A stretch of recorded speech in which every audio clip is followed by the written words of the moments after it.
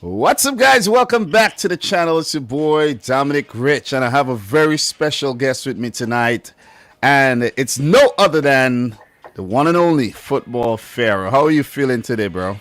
I'm pretty all right, dude. Thanks for having me on. Looking forward to our collab today, first one of the new year. How you Yeah, doing? it's been a while. It's been a while, and it's glad to have you on again. I'm doing fine. I'm just excited to talk international football, World Cup qualifiers. We will be talking all confederations in this video, and it's like just a conversation between Football Fair and I, just to catch up and just to talk World Cup qualifiers. So, how excited are you about doing this?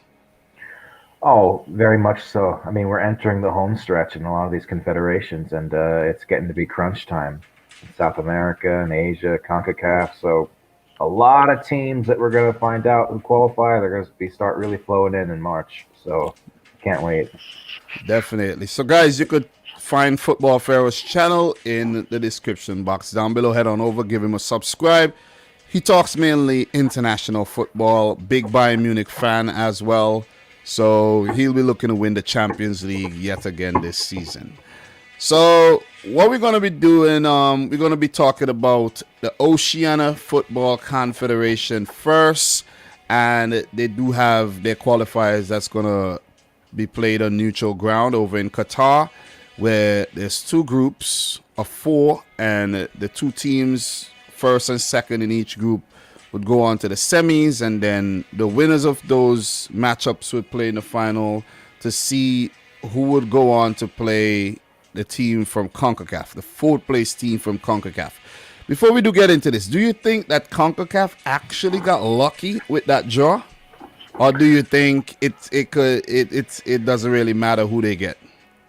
Oh, for sure. I think anybody who's honest will say that if there's one team from one confederation you wanted in that draw, it was the team from the OFC. And to avoid South America and to a lesser extent Asia, I think CONCACAF is quite fortunate.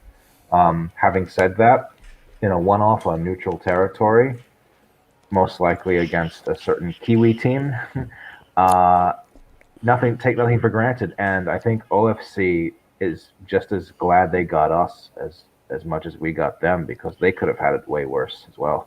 You're right about that because the last time around it did get Peru. New Zealand get Peru, which means that OFC drew CONMEBOL and they lost. And for CONCACAF, they drew Asia and they lost. So I think both teams, as you said it, I didn't actually look at it that way. So that's another way to look at it. So, but as someone who lives in the CONCACAF region, I think CONCACAF actually lucked out with this draw. Mm-hmm. So in Group A, we do have Solomon Islands, Tahiti, Vanuatu, and the Cook Islands. And I think this is the weaker group, where in Group B, there's Fiji, New Caledonia, New Zealand, and Papua New Guinea. And to be completely honest, though, I don't know much about a lot of these teams from Oceania. I know a few players here and there. New Caledonia, they have some of the best clubs in Oceania. New Zealand, we know, made it to the World Cup on two occasions, and they're the only current team left in Oceania who have even gotten close to qualifying for the World Cup or have made it before. Whereas Australia, the other team who used to be in Oceania, they left for the OFC. So, who do you think is going to come through from Group A? And your thoughts on these two groups here. And who do you think is going to come through from Group A and Group B? And then I'll let you know who I do think will come through. Well, like you alluded to, Oceania is a little bit of an oddity because they're full of teams that are not very well known, full of players that are not very well noted, and the region as a whole has been hit by COVID the last couple of years. So a lot of these national sides have hardly played any games at all, if any. Um, I think that looking at the groups, I agree. I think Group B is significantly tougher with Papua New Guinea, New Caledonia. New Caledonia tends to be one of the better sides, just under New Zealand in the region. Papua New Guinea, as we know, they got to the final, the last OFC Nations Cup. As far as who I think will come through Group A, though, I think Solomon Islands should finish on top. But the thing with Oceania is these island nations, they have a tendency to beat up on each other all the time. So the only real odd one out, I think the really weak one is the Cook Islands. So I expect them to Yeah. come in last, and then I expect second to be between Tahiti and Vanuatu, and that's really anyone's for the taking. I remember you said that Tahiti is sending a younger squad. Yeah, I did take a look at the squads, but before we do, definitely hard luck and our heart goes out to Tonga, who recently had to deal with the disaster. I think there was a volcano and tsunami that followed after, and they had to pull out. They would have been playing a playoff against Cook Islands, and they have to pull out. But yeah, when I did took a look at the squads, Vanuatu looked the stronger, the four teams, in that they had more experience in their squad, while the other teams seems like they sent more inexperienced players to just get their feet wet. And I went with Vanuatu coming through from the group, as you mentioned, any one of these teams could come through. I don't expect the Cook Islands to come through, but who knows? You know what I'm saying? Right. This is a mini tournament.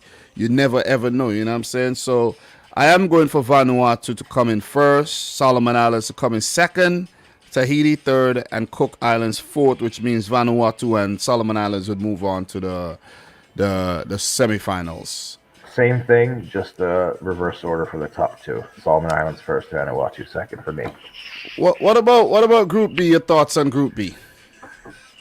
I would love to see these sides give New Zealand a real run for their money, maybe make life difficult for them. Um, I think New Zealand should still be considered overwhelming favorites to come through this group and indeed win this region and make it to that international playoff. And for second, it's really tough, I think, between the Caledonians and Papua and Fiji. Um, I'm leaning towards New Caledonia just based off what I know of them so far in the last few years. They seem to have a bit more a pedigree in this region, and even at the club level, they've excelled in recent years in the OFC Champions Leagues. Um, but for second, third, and fourth, I think it could really go in any combination. There's real no like in your face weak link in this group like there is with Cook Islands and the other one. So Yeah. for me, New Zealand, New Caledonia second. I think maybe Fiji third, Papua fourth, or yeah, something like Do you, that. I'm going with New Zealand to come in first, Fiji to come in second. They do have a player by the name of Roy Krishna, Hmm. who's very good, at least decent, and maybe he could inspire Fiji to, a semifinal berth. And I'm going for New Caledonia to come in third and Papua New Guinea to come in fourth. The other thing too is like the unknown of playing in Qatar here, where it could go any which way. They all play the neutral ground. They don't have the advantage of sometimes playing at home and then going away. You know what I'm saying? So well, when some of these nations play at home, they play in a smaller fields and more familiar conditions. But in Qatar, you're basically gonna play in the World Cup conditions, and who knows, some of the fields are gonna be way bigger than these teams are used to. So it's very interesting to see what's gonna happen. Do you think there's any chance of New Zealand getting upset here and not making it to the Interconfederation playoff final here? Do you see that happening? In football, there's always a chance. I have seen crazier things. Would not put money on it, but yeah, of course. And I think because of the fact that a lot of these teams have not played very many games, it kind of throws a whole wrench into the whole like prognosticating how things are going to go because some teams might be out of form, some might be a little bit complacency on behalf of New Zealand. You never know. Um, Stuff like that. I think there's a chance, but however unlikely that it is. And you know what's really interesting, just to note quickly about these teams playing in Qatar, it's unfortunate that they're not able to host any of these matches in their home ground, but in a way, it's sort of wholesome because this will be the World Cup for them. This will be like their Qatar World Cup experience. They'll get to play these three games and get to say that they played in like these high-tech new stadiums and all that. So good for them. Yeah. So ultimately, I do think that New Zealand would go on to play the fourth place team from the CONCACAF region. We don't know who that team will be yet, but if there's any upset in Oceania, that'll be very, very good for world football, which means that we could have a team definitely giving New Zealand competition for that direct spot for 2026. So, guys, that's Oceania for you. We don't want to draw it out too long, but we had to give it some love. We had to show it some attention. Football Pharaoh, any closing thoughts on Oceania before we do move on to the AFC? Good luck to all the teams, and I'm looking forward who's going to play against our representative. It could be the U.S. for all we know. Yeah.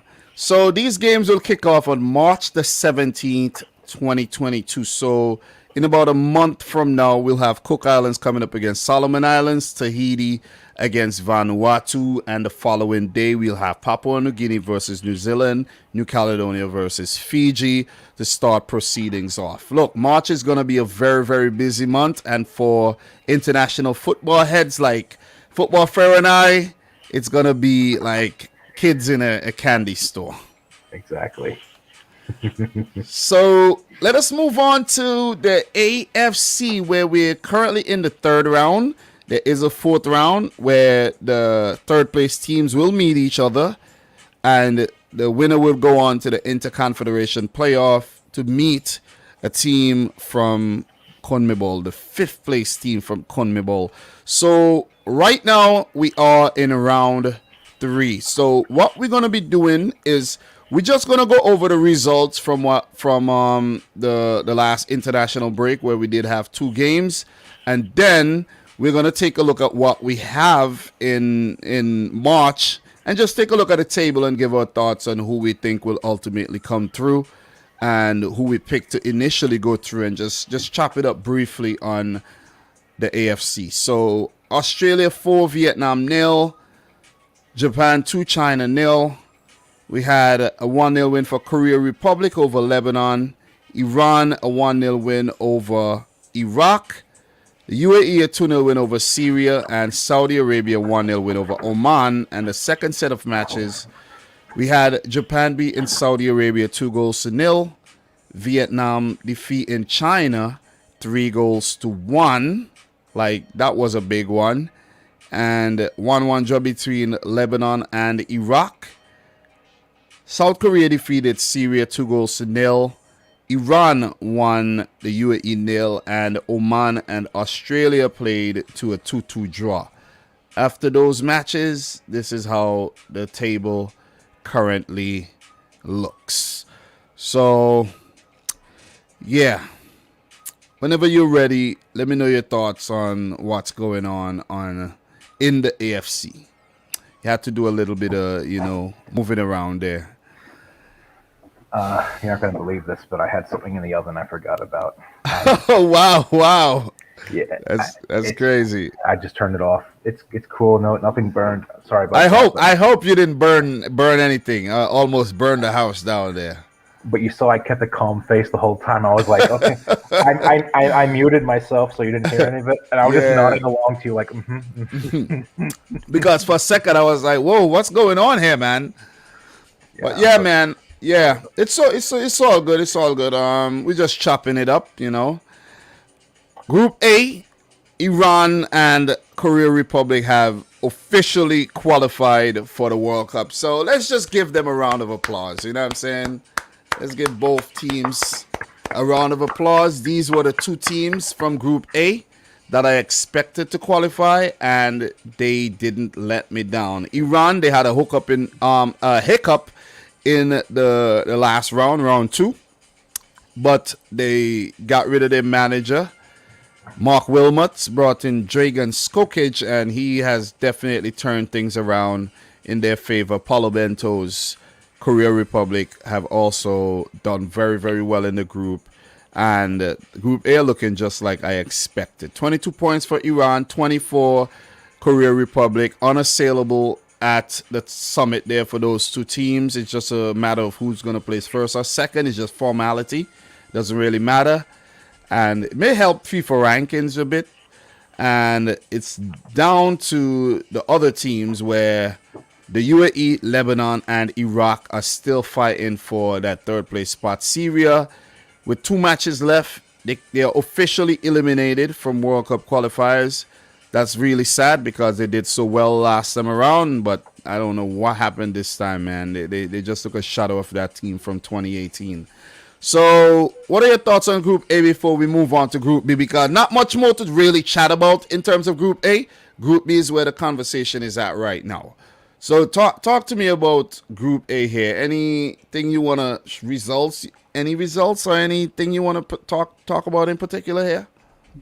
The way the top two has shaped up is not surprising. However, I am a little disappointed that the Arab teams in this group have really shown how far behind they are in quality behind Iran and South Korea, where they're really vying it against each other to fight for that third place spot, and how so comfortably Iran and South Korea top this group. Congrats to both Iran and South Korea. This is actually South Korea officially their 10th consecutive time qualifying for the World Cup, dating back to 86. Crazy. 11 total, 10 in a row, which is the epitome of consistency.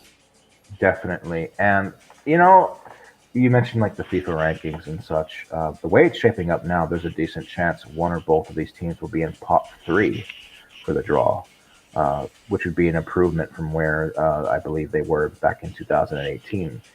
I think as far as Iran and South Korea go and their upcoming World Cup, maybe one or both of these teams can make some noise and get out of the group stages this time and possibly go somewhere. And as for the other teams in this group, Syria, like you said, very disappointing. They've fallen off by the wayside. Ever since the last Asian Cup, they've really disappointed. And it's really just going to be a race between the Emirates, the Lebanese, and the Iraqis for that third spot. So for Lebanon, they kind of got very, very lucky in getting through because of the whole North Korea situation, and they squeezed in because they had better results, and they're still in with a shout. So what we're going to do briefly is just discuss who could possibly get third before we go on to Group B. Let us take a look at the next fixtures here. So for Lebanon, they have Syria, I think, and that's a home game for Lebanon. For the UAE and Iraq, one of these teams are going to take points off each other. So the situation favors Lebanon here. Lebanon will need Iraq to actually get something against the UAE. Whether they would want them to beat, they would want these teams to both pick up a point. Or ideally, Iraq pick up 3 points and the UAE get none, and for Lebanon to get all 3 against Syria.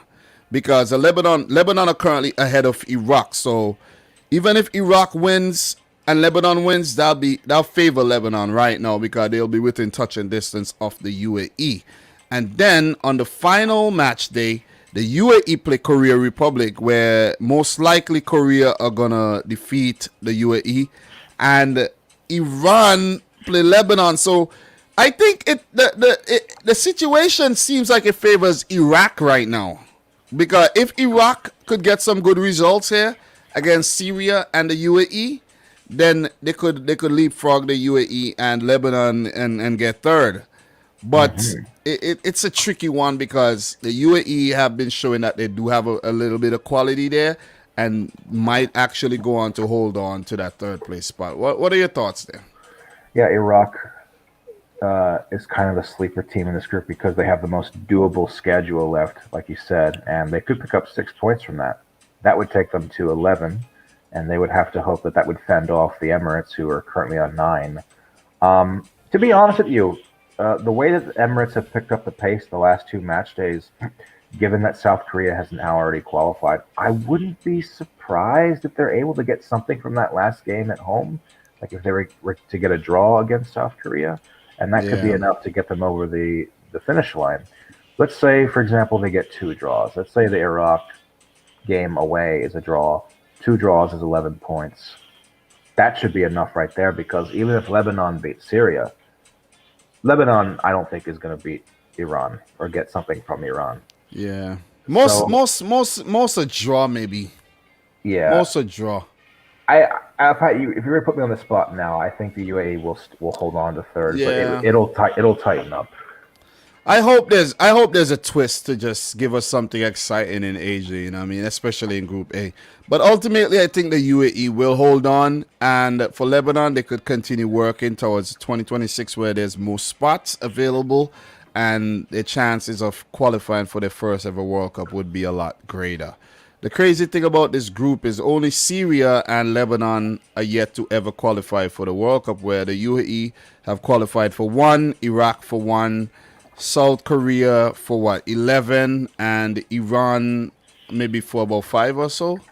So, Hmm. yeah. So, yeah, things went as expected in Group A. So, we won't stay too much longer on Group A.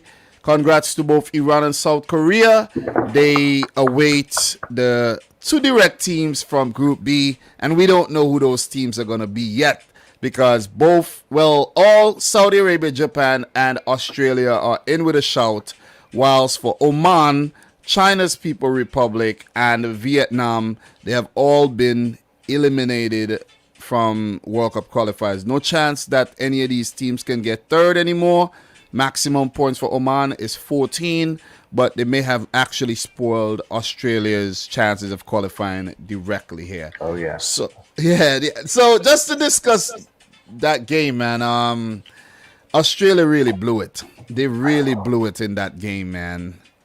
Especially that penalty where the defender wasn't even aware that the player was, coming up on him and just took out a leg and fouled him. So Australia were really sloppy in the game. I think they did well enough to come back with that second goal to go ahead, but give up the lead. So they love to do it the hard way, and I think it's going to be the hard way once again because the matches coming up in March, they play both Saudi Arabia and Japan, don't they? Yes, they do. They host So Japan and then they go away to Saudi Arabia. yeah, no way this Australian team are picking up 6 points against these teams. They can get 3 from Saudi Arabia because Saudi Arabia look really, they look off the pace in their last 2 games, and there is a chance there, but still, with the fact that they have to play, Australia, Australia have to play Japan and Saudi Arabia, it's gonna be tough. It is gonna be tough. So, before we do talk about these three, what are your thoughts on the bottom 3 teams in Oman, China, and Vietnam?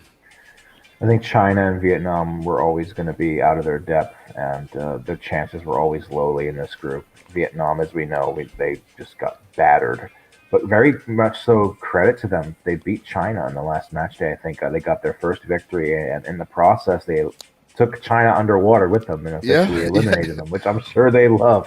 Do you know? Do you know? I actually predicted Vietnam to get a draw from that game. So when I saw that they won the game, I actually felt good. So they must feel happy to take down their bigger neighbors, China. And we know Of these course. two countries have a lot of history. And So Oman, they played the role that one would just about expect. They didn't really challenge for a top 3 spot. They kind of teased it in the beginning with that first match they win over Japan, but we knew that their role was going to be, for the most part, playing spoiler to somebody in this group, like a banana peel. And yep, they tripped up the Aussies big time there. they definitely tripped up the Japanese too because Japan with 2 losses there, one of them coming to the hands of Oman. So it's been a tricky World Cup qualifying campaign for Japan this time around, where Moriyasu's journey have not been very, very smooth at all. But Oman definitely helped Japan in the last round, where I thought that Australia were gonna. I thought Australia were gonna pick up 6 points. In the last international break, they only got 4 points. So 6 points would have did them well. They would have actually went up to 17, and it would have been a lot of pressure on Saudi Arabia and Japan, seeing that they both have to play Australia. So Well, yeah, you know what's interesting about Australia? They screwed up so hard because they're the only team in this group, I believe, to have played China and Vietnam. They played, well, and Oman. They've played all three of the lower teams twice already, and they're still in third place in this group. And I looked at the like permutations of the upcoming schedule and everything. They could win both of those games against Japan and the Saudis and still finish third. Yeah, which They is could crazy. still finish third because if they get 21 points, which is the most they can get, Japan puts a beating on Vietnam. They can finish above them on goal difference still, and then Saudi Arabia, they have a game against China in hand, and they just screwed up really badly. The chances of Australia beating both Japan and Saudi Arabia is very, very slim, to be completely honest. So I'm not even expecting that to happen. So if we take a look at the fixtures that's coming up here in Group B, Australia play Japan. I'm yet to make a prediction here, but I do think that Japan would ultimately qualify. I never had any doubts. The team I had doubts about was Saudi Arabia under I actually, to be completely honest, when I did make the prediction, I didn't actually realize that it was Hervé Renard in charge of Saudi Arabia. To be completely honest, I'm gonna keep it real. I just felt like the Saudi squad was kind of, they weren't gonna make it this time around. I give Australia to the benefit of the doubt there. They have let me down. And if you take a look at the schedule here, Saudi Arabia should beat China. You see what I'm saying? And once they go up to 22 points, that's it. They will qualify automatically because Australia won't be able to catch them even if Saudi Arabia lose to Australia.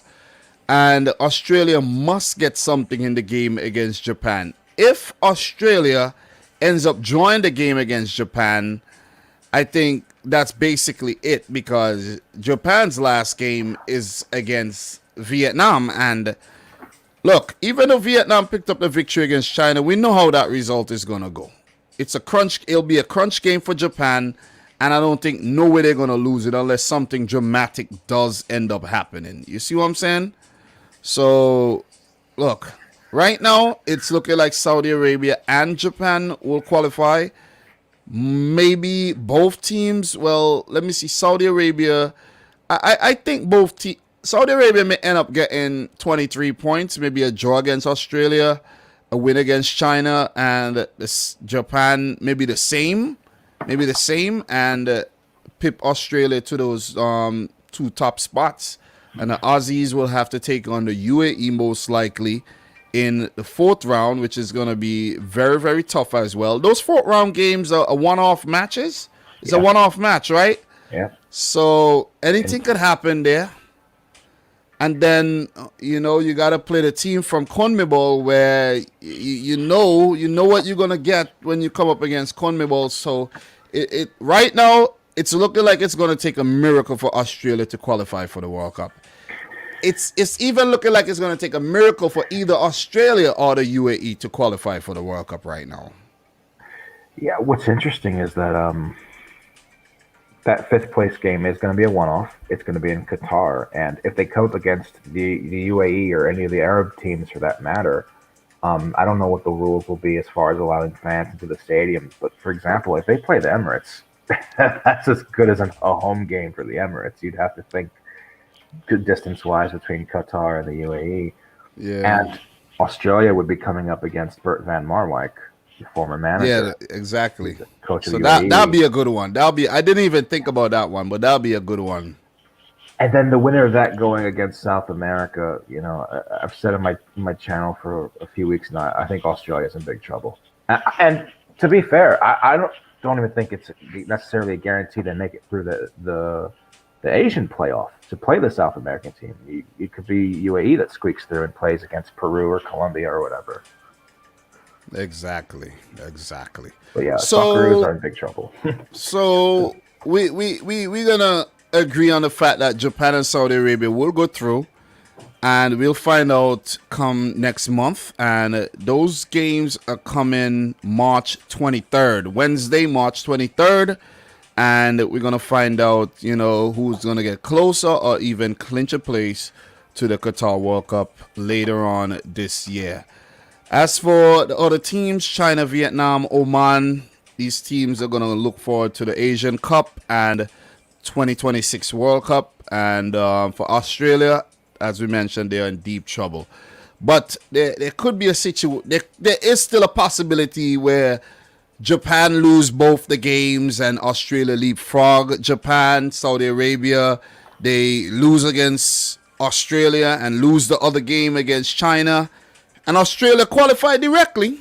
There's a situation like that, and Saudi Arabia could miss out if Japan beats Vietnam. Who knows? You know what I'm saying? So it's still a lot of permutations that could happen in Group B. What, most likely situation here is for Saudi Arabia, Japan to qualify, Australia to go into the fourth round.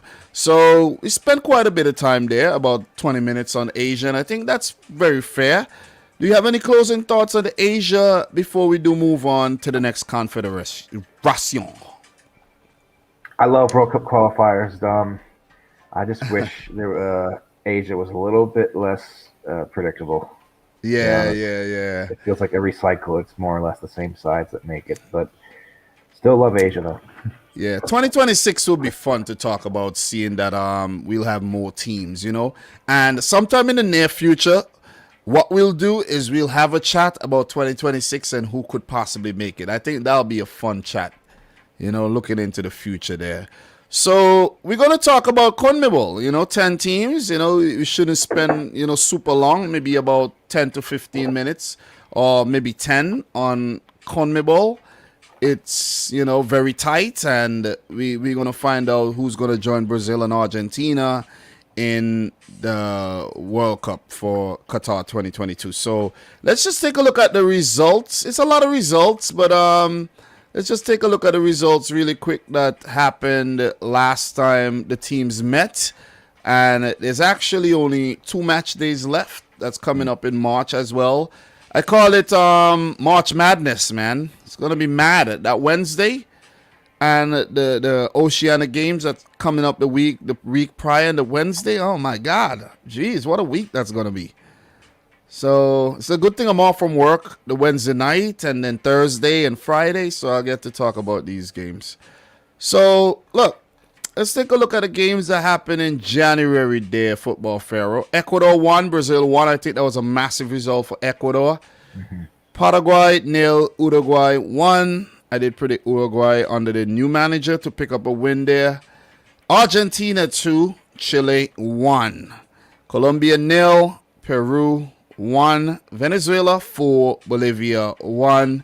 Then we had Bolivia 2, Chile 3, Uruguay 4 under the new manager again. Venezuela 1, Argentina 1, Colombia 0. What's going on with Colombia? We'll talk about them. They can't seem to score any goals though. Brazil 4, Paraguay 0, and we had Peru 1, Ecuador 1. So this is what the table looks like right now. Brazil topping with almost perfect with only 3 draws, 39 points. They have qualified. Argentina second, Aquafina no more. They have qualified, 35 points, almost perfect. 5 draws, no losses. Let's take a brief moment to give a round of applause to both Brazil and Argentina. Dominant. Yep, very, very dominant there. Do you see a situation where Argentina could leapfrog Brazil? I think the game that they didn't play might be awarded to Argentina. Yeah, I thought about that as well. There is an opening here. There's not been a confirmation on what the status of that game will be, but it could be awarded to them. And if that's the case, they could potentially leapfrog them if they, get 6 points in March and Brazil were to drop, and then Argentina finishes top. That'd be quite something. And Brazil are more likely to drop points now, seeing that they have been rotating a lot, and they teams have just been, giving them a lot of competition, seeing that the other teams are definitely desperate for points. Ecuador, we got to give a notable mention to. So Ecuador third, they're on the cusp of qualifying, and I feel very good. I predicted Ecuador to qualify for the World Cup as well, so I feel good about that. Whether they make it in the playoffs or directly, I did predict Ecuador to make it back to the event. Uruguay, who I did predict to qualify as well, have picked up the pace since the sacking or since departed ways with Oscar Tabarez. Peru under Ricardo Gareca are looking good with 21 points to make it a successive World Cup after the hiatus. They're, 36-year hiatus. Then Chile, disappointing after a little resurgence there. They disappointed again. They still in with a shout with 19 points. But for Colombia, I think the dream for World Cup 2022 is disappearing game by game, man. A maximum of 23 points attainable. Football fair, I think that's it for Colombia. I don't think they'll make it. Bolivia won't make it. Paraguay won't make it. And, of course, Venezuela, the only country from CONMEBOL yet to qualify for the World Cup, sadly won't make it. But did look okay under Jose Peckerman to basically, knock out Bolivia with that win there. Before we do go on, do you see Venezuela qualifying for the World Cup soon, maybe in 2026? Who knows? It could depend on a whole number of factors, but I wouldn't hold my breath. For some reason, they just they lay an egg in World Cup qualifiers most times. I think South America is only getting like 1 or 2 spots. Even then, it's unlikely that they'll qualify, but it certainly gives them an opening. Do you want me to go ahead and comment on the teams? No, just discussion. Bolivia. What's up in Bolivia? Can't win on the road, man. What's going on with that, bro? You want to hear a very spicy golden nugget? Yeah, I know it. Since about 1994, so right? Since about 1990 something, they haven't won on the road. The week I was born, July of 1993, they've not won a road game. That is horrible. Back in November, they won like 3 out of 4 games, like October-November window, and like a lot of folks were saying, "Oh wow, is Bolivia now making a case for?"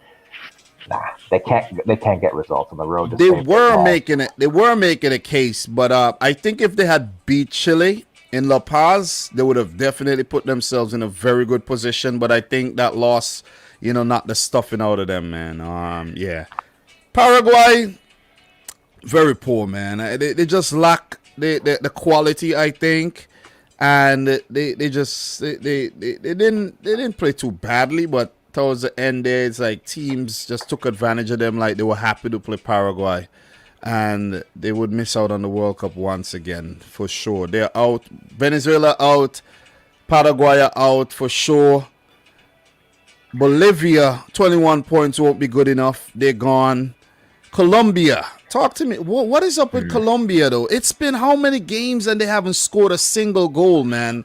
It's ridiculous. I believe 7. Yeah, it's ridiculous. The talent that they have and the attacking players that they have at their disposal. How the hell they haven't managed to score a single goal? And how is the manager is Rueda, right? Yeah, right. How is he still in charge? I don't know. 7 games without scoring a goal for a team like this that has, in my view, like a top 3 attack in South America, arguably, it's insane, and they put themselves in a huge hole here. And the only saving grace for Colombia is that they have the easiest possible schedule they could hope for coming up, and if they're going to need 1 or 2 other results to go their way because they don't control their own destiny, but there is a small opening there.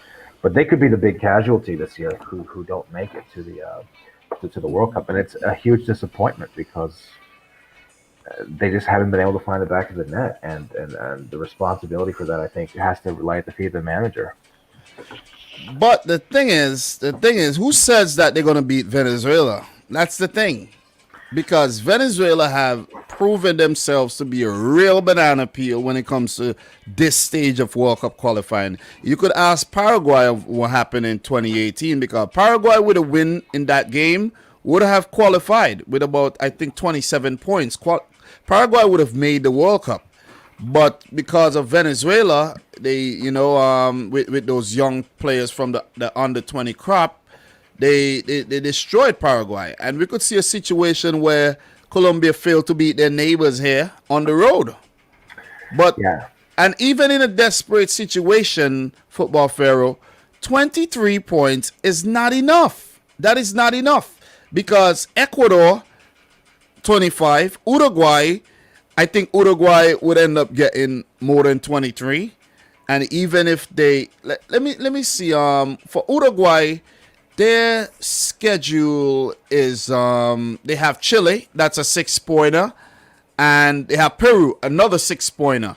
So things could favor Colombia. They have to win their 2 games though. Yes. But I don't think results are gonna favor them for them to qualify. I honestly don't think they did enough to qualify for the World Cup. The way they could make it would be 6 points. That's completely non-negotiable. Yeah. And then they would need Uruguay, Peru to end in a draw. And they would need Uruguay to lose on the road to Chile, with Chile failing to get a result against Brazil. So they need a lot to go in their favor. But the funny thing is, all of those sound plausible. Like all those things could happen. It does sound plausible. It definitely sounds plausible. They might just luck out. They might just actually luck out. But to be completely honest, bro, the form is worrying, and it could be a situation where even though they play Bolivia at home, Colombia have played games at home and have lost and drawn the games at home. Sure. There could be a situation where they draw against Bolivia, because even though Bolivia do not win on the road, they don't lose all the games on the road. You see what I'm saying? There's a draw here and there. And I just think Venezuela won't lose to Colombia. I think Venezuela would actually relish the opportunity to prevent Colombia from qualifying for the World Cup. And I think Colombia will actually miss out. So it leaves Chile, Peru, and Uruguay for that last spot, where Uruguay could get past Ecuador as well. But for Ecuador, it's a tricky situation for them. But for them, they do have Paraguay, a team that they would fancy their chances against. And their last game there for Ecuador is against Argentina, where I do think they could lose that game, but pick up a draw. I think Ecuador are in the best position, obviously, and I think they will qualify with at least, pick up 2 points and go up to 27 points. But I do think Ecuador, even 1 point would be enough for Ecuador to qualify, simply because for Peru, they do have a game against Paraguay, and the other game for Peru is a 6-pointer against Uruguay. So anything happens in that game will favor Ecuador. You see what I'm saying? They could qualify with 0 points in the next one. Exactly. And the Chile-Uruguay game will favor Ecuador as well. Yeah. So it's safe to say that Ecuador will qualify. So it's down to Uruguay, Peru, and Chile. Mm-hmm. Who you got, bro? As far as that last 4th spot? That third and 4th spot on the playoff spot. Who do you think will ultimately get those spots? I think Ecuador has enough of a cushion now to finish 3rd. They could even finish 3rd still with 0 points or 1 point. For that 4th spot, I think it's very cut and dry for Uruguay. Like, if they win, they qualify. They're through. Because Peru can't mathematically catch them.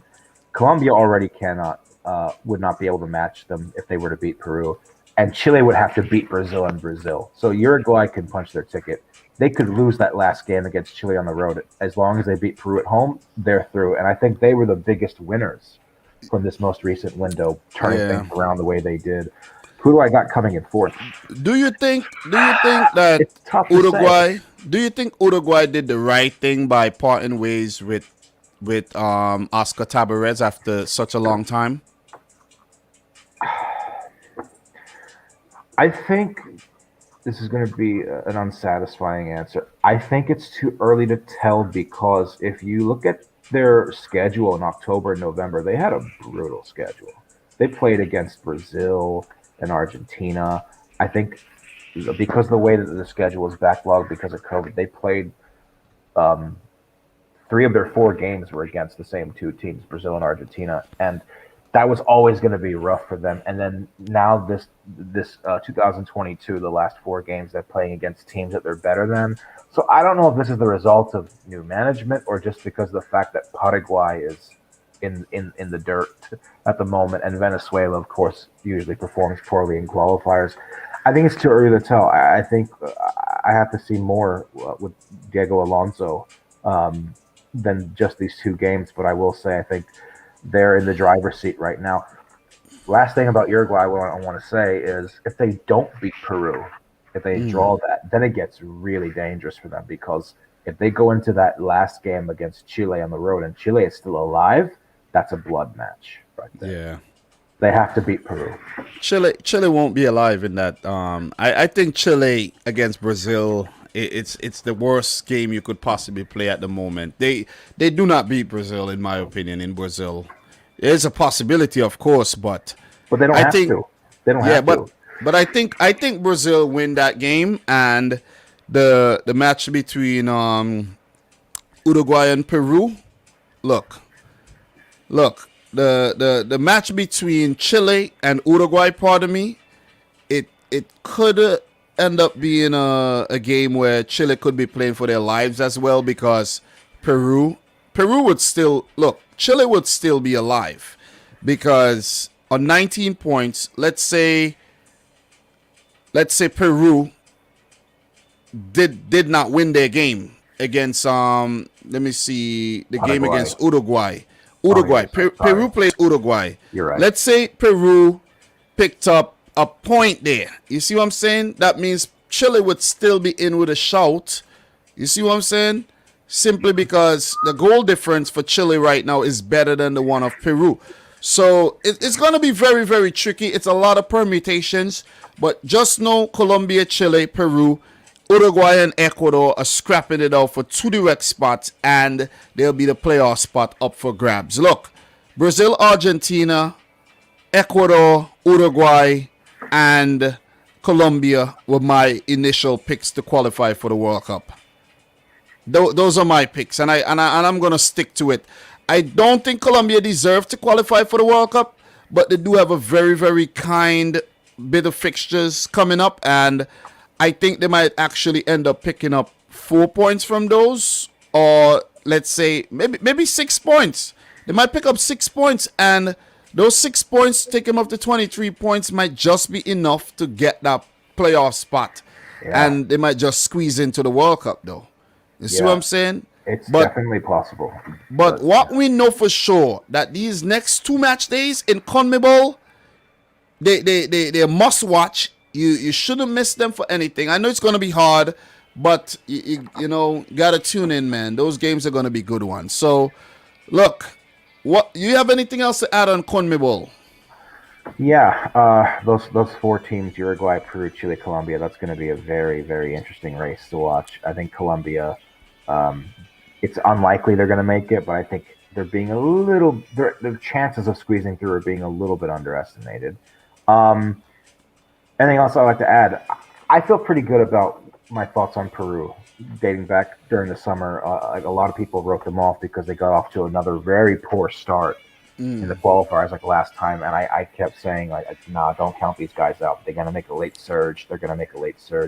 And they might do it again. So yeah, Peru right now, to be honest, even though I didn't pick Peru to qualify, I must say this to any Peruvian fans watching this. Peru would at least get a playoff spot here, because they play against Paraguay, and I do think that they would beat Paraguay. It's set up for Peru on home soil on the last match date for them to get, and it might just be, they might just get ahead already with a win against Uruguay. We don't know. You see what I'm saying? Mm-hmm. So I think Peru would definitely get 24 points. At least 24 points. Even if they lose to Uruguay, they will go up to 24 points, which means that for Chile, they have to end up getting 5 points, and there's no possibility of getting 5 points. But they do have to get at least 6 points then in their remaining games to get past Peru once Peru picks up a victory against Paraguay, who are definitely in the mud right now. And Chile, I don't think will pick up 6 points. They're not going to beat Brazil. And the other game is a 6-point against Uruguay. And they're not winning that game, in my opinion. Whether it's on home soil or not, I don't think they're winning that game. I think Chile miss out on the World Cup again. Sorry to say. Let me just ask you one thing before we move on. Do you think Chile enters into match day 18, the last match day? Do you think they enter into that still alive, or they're gone?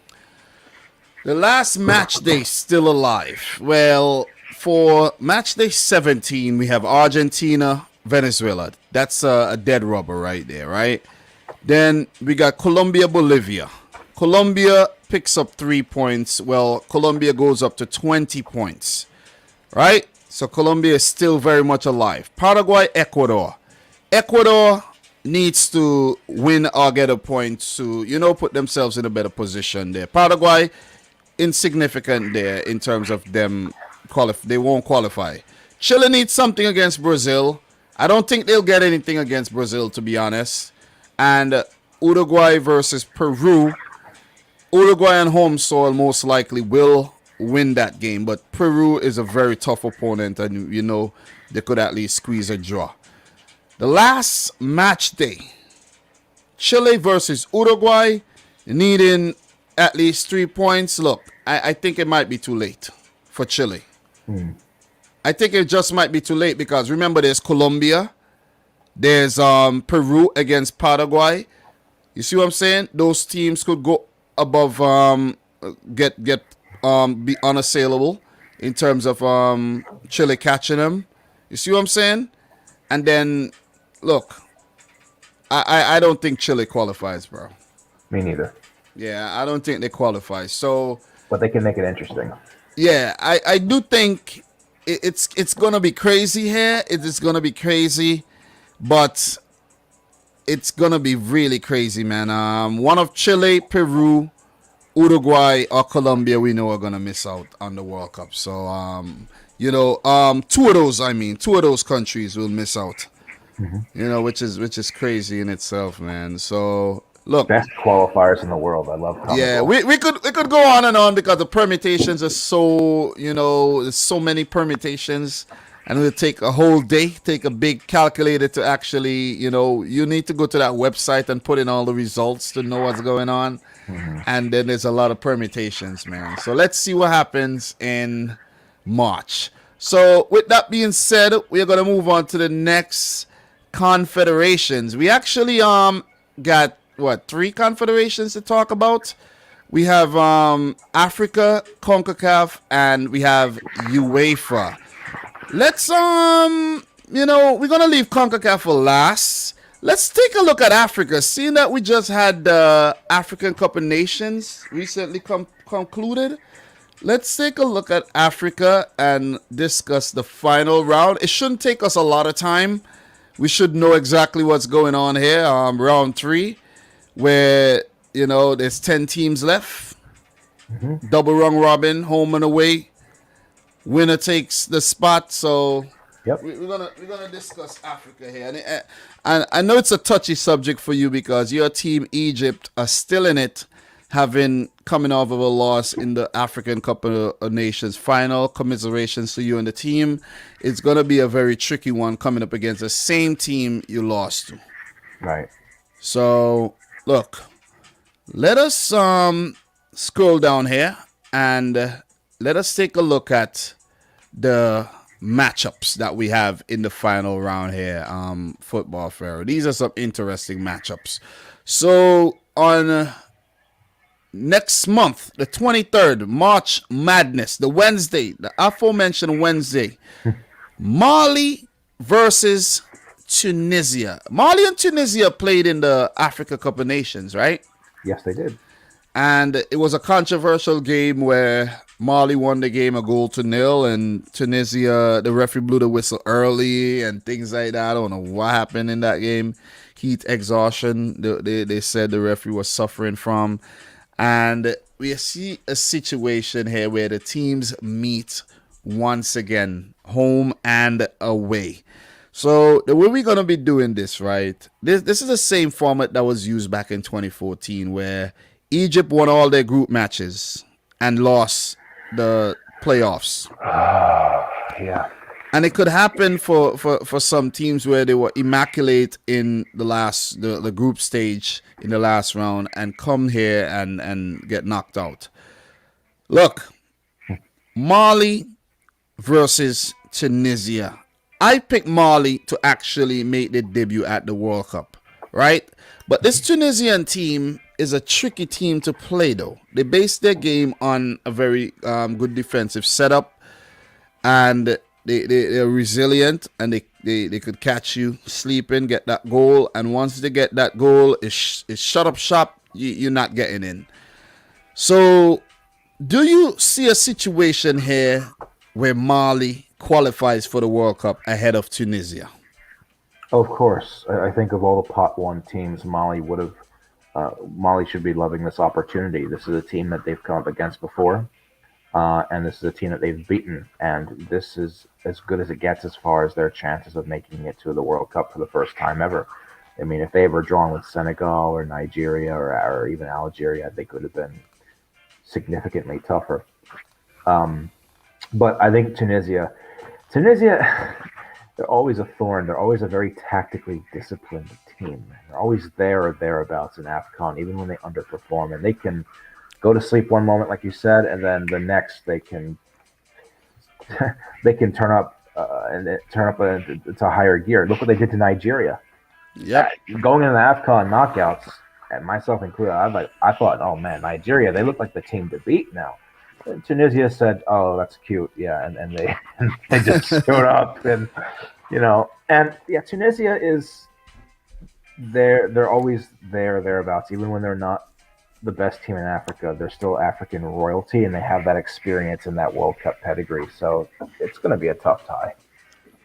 Indeed. So just a quick head-to-head for these teams, right?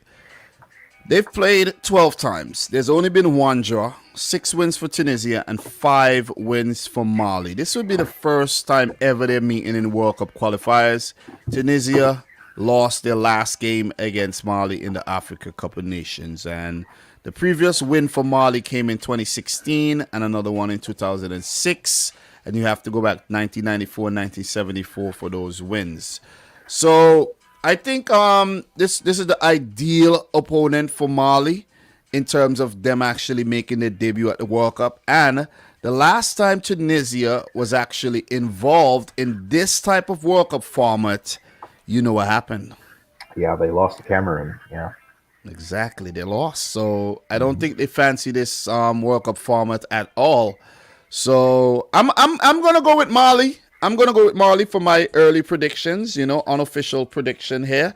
Okay. I will come back and do something for these matches, but I'm gonna go for Mali. I'm convinced by the talent and they have on display, and I think they could come even stronger here against Tunisia. But of course, never write off Tunisia. They might just be catching the flight to Qatar to make back-to-back World Cups as well. So I'm going to go for Mali here. Who you say you're going with again?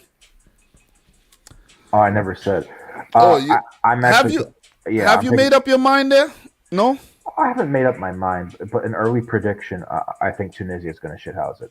I think we could see something like a 1-1 on the road and then a 0-0, and they take it on away goals or something like that, or maybe like a 1-goal lead on aggregate. Yeah, I think. I love to see new teams in the World Cup, Dom, but just based on the gut feeling, I think Tunisia is going to steal it. Yeah, fair enough. But I do think Mali, a lot of people did have Mali as dark horses to even win the Africa Cup of Nations, and they topped their group, with Tunisia in there, and they looked really, really good at the tournament, and I would love to actually see them qualify for the World Cup. They do have a lot of talent. Ibrahim Akone comes to mind. The Adama Traores, and the Haidara Yves Bissouma. They have a lot of quality in their team, bro. You know what I'm saying? They do have a lot of quality in their team, and I think they'll be up for it. I would love to see them qualify. I need a new team at the World Cup, bro. I'm fed up with these old teams again and again and again and again.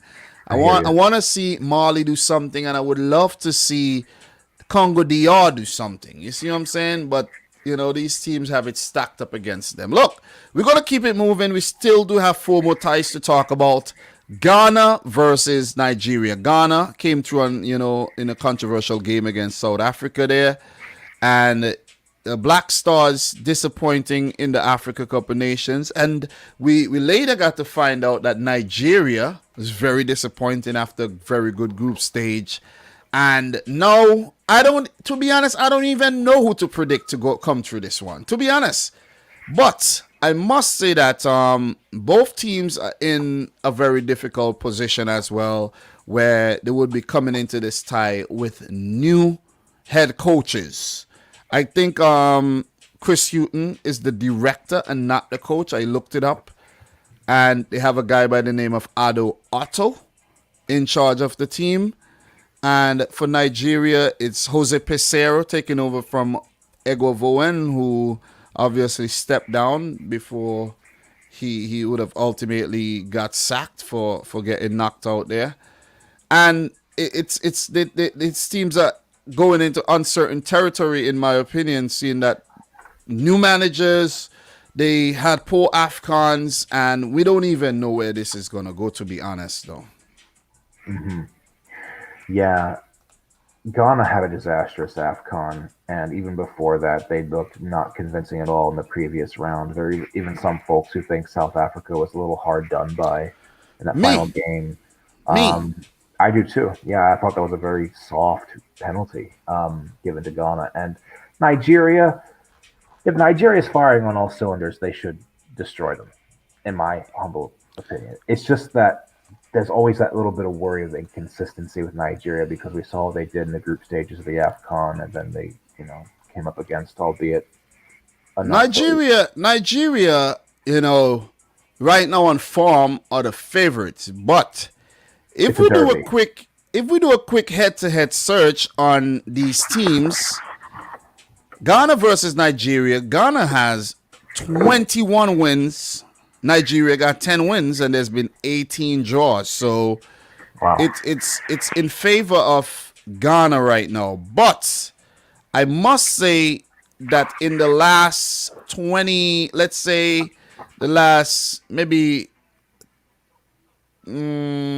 about 28 years or so, going back to 1994, there's only been 3 wins from Ghana, which is crazy when you think about it. So most of their wins came early on in this rivalry in the 50s, 60s, 70s, where there's been quite a few draws since then, since the 90s, and Nigeria, has a lot of wins. Nigeria got 5 wins. There's been a couple draws, but I do fancy Nigeria, but the fact that they're going in with a fresh manager, it's like a coin toss here. This is a coin toss.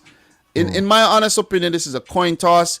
But with Ghana, I don't think they don't have enough firepower. Nigeria got the firepower, but it's the inconsistency factor that's gonna set in for me. You see what I'm saying? Of course, yeah. And I'm still gonna go with Nigeria though. I'm gonna go with my original picks to make it very interesting. Football fair. All the teams that I picked to qualify for the World Cup are still in with a shout to qualify, which I'm very very happy about. So I'm gonna go for Mali, and I'm gonna stick with Nigeria as well.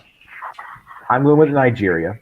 I think that also we have to consider the fact that this is a derby, and these Yeah. are countries that have like a sporting and cultural rivalry, and that always adds an extra element of unpredictability to it. Both of these teams are entering these playoffs with new coaches. Jose Pesero, like you said, taking over. That's a bold move from the Nigerian FA because I don't think Eguavoen did that poorly of a job, but he was set to be only a temporary to begin with, heading into the Yeah. AFCON. And Ghana, they sacked Milovan Rajevac. But I think what you said, Just after bringing him back too, which is crazy. yeah. But I think what you said, the difference maker here is going to be in the goal scoring options, the sort of like reliable firepower up front. And Ghana And The Ayu Yeah. brothers are not cutting it no more. They're not cutting Yeah, it. and the thing is, Osimhen should be back for Nigeria. I think I'm not too sure though, but Osimhen, who missed the AFCON, should be back. You know, I haven't really looked at what Napoli are doing lately. Napoli's doing good in the Serie A right now, but in terms of Osimhen, let me just do a quick search here and see what's good. Yeah, Osimhen is definitely fit. So if he is ready, if he's fit and ready to go, it's gonna be very, very difficult to beat that Nigerian team though. Who I think they missed Osimhen big time. He's emerged as one of the better players in Africa, so I think Nigeria takes it. Me too. And they will hope to avoid Argentina once again at the World Cup. I don't know how. Always draw Argentina, man. Look, I'm not going to get into this one just yet. We're going to talk Congo DR versus Morocco here. I'm going to skip the Egypt Senegal right now. Congo DR versus Morocco. We know Congo DR missed the AFCON. Morocco, they did okay. They had their moments, but ultimately got knocked out by Egypt. And they faced Congo DR, who once qualified back in 1974 as the nation of Zaire. And there's a pretty good story surrounding that whole World Cup qualifying campaign and everything. You know, some crazy things happened at that West Germany World Cup of 1974. So, yeah. Talk to me about this tie. What are your initial thoughts on this tie? For me, this is the easiest tie to call. I favor Morocco. I think that just on paper, they're just way more talented. I think they have more depth than the DR Congo. This was the team from Pot 2. I think they might have wanted to get most. DR Congo, as you know, they missed the last AFCON. They didn't even participate. That could provide a little bit of incentive for them to, go out and make a statement and make it back to the World Cup. First time in over 40 years.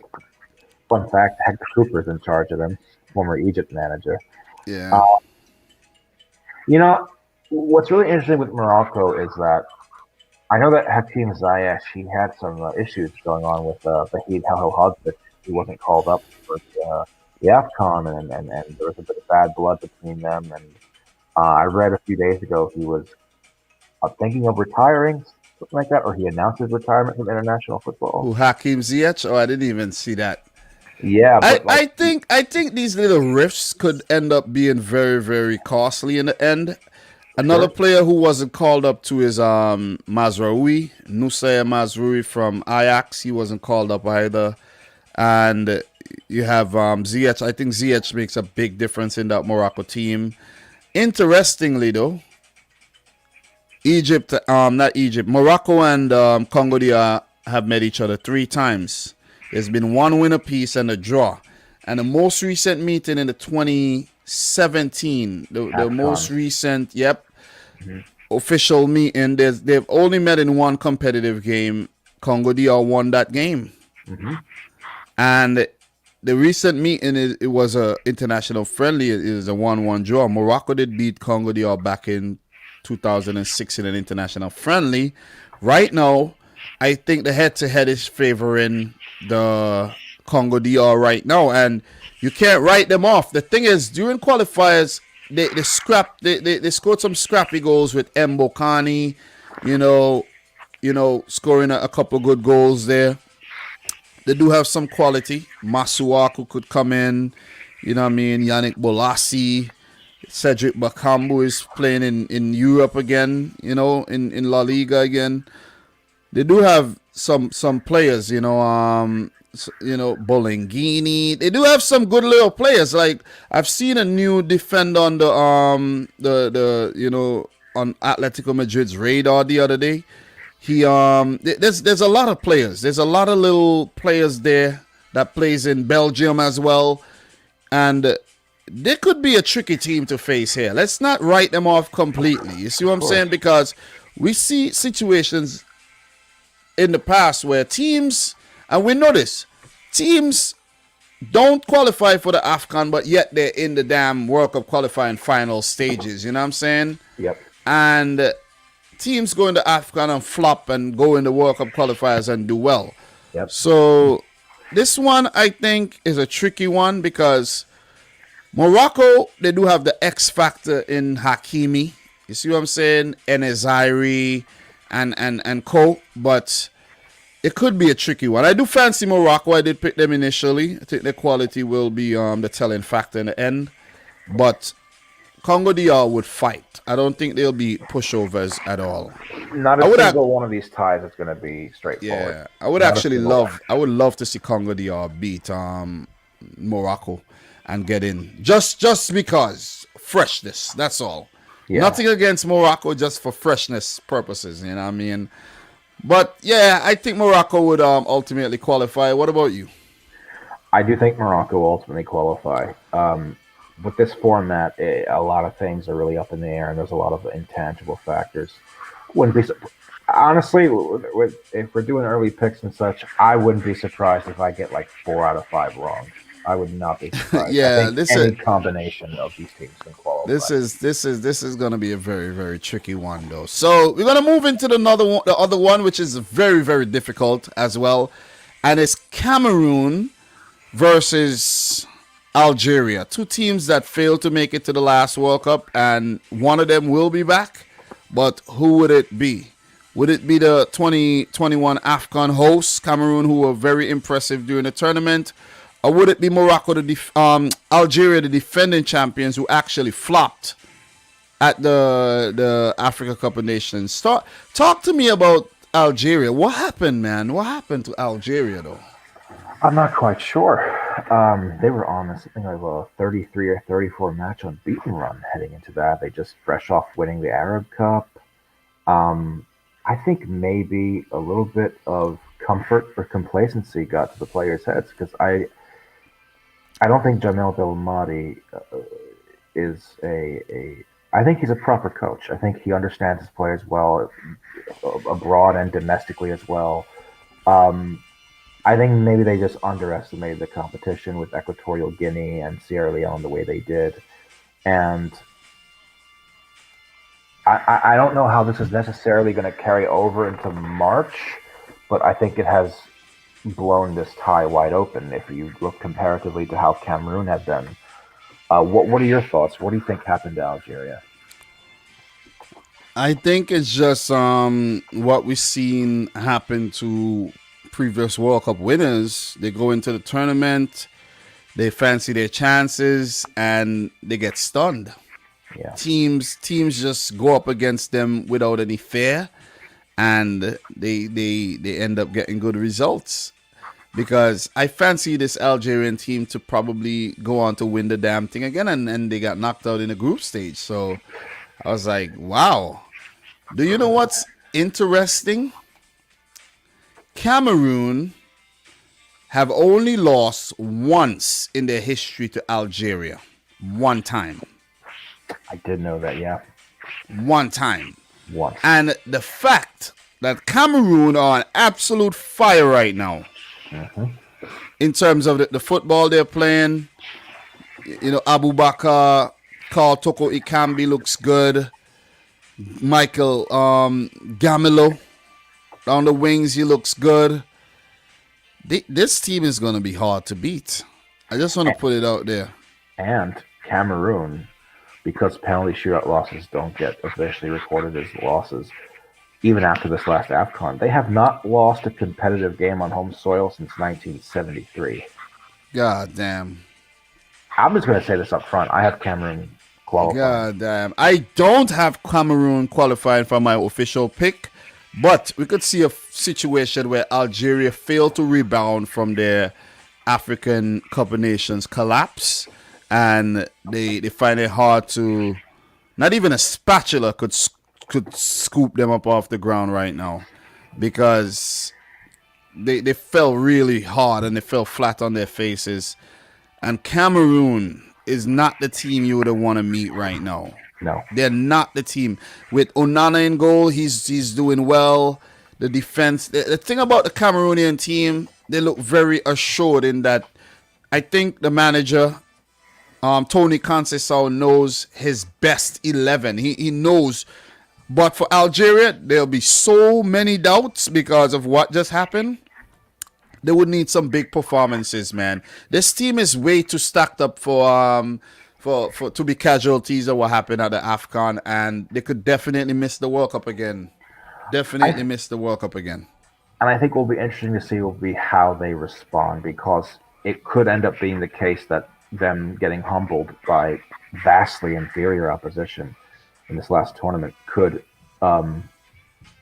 wake them up, so to speak, and it could be proved to be a blessing of sorts. Yeah, but it could also be a situation where the confidence could still be shattered, and there'll be doubts. There will be doubts.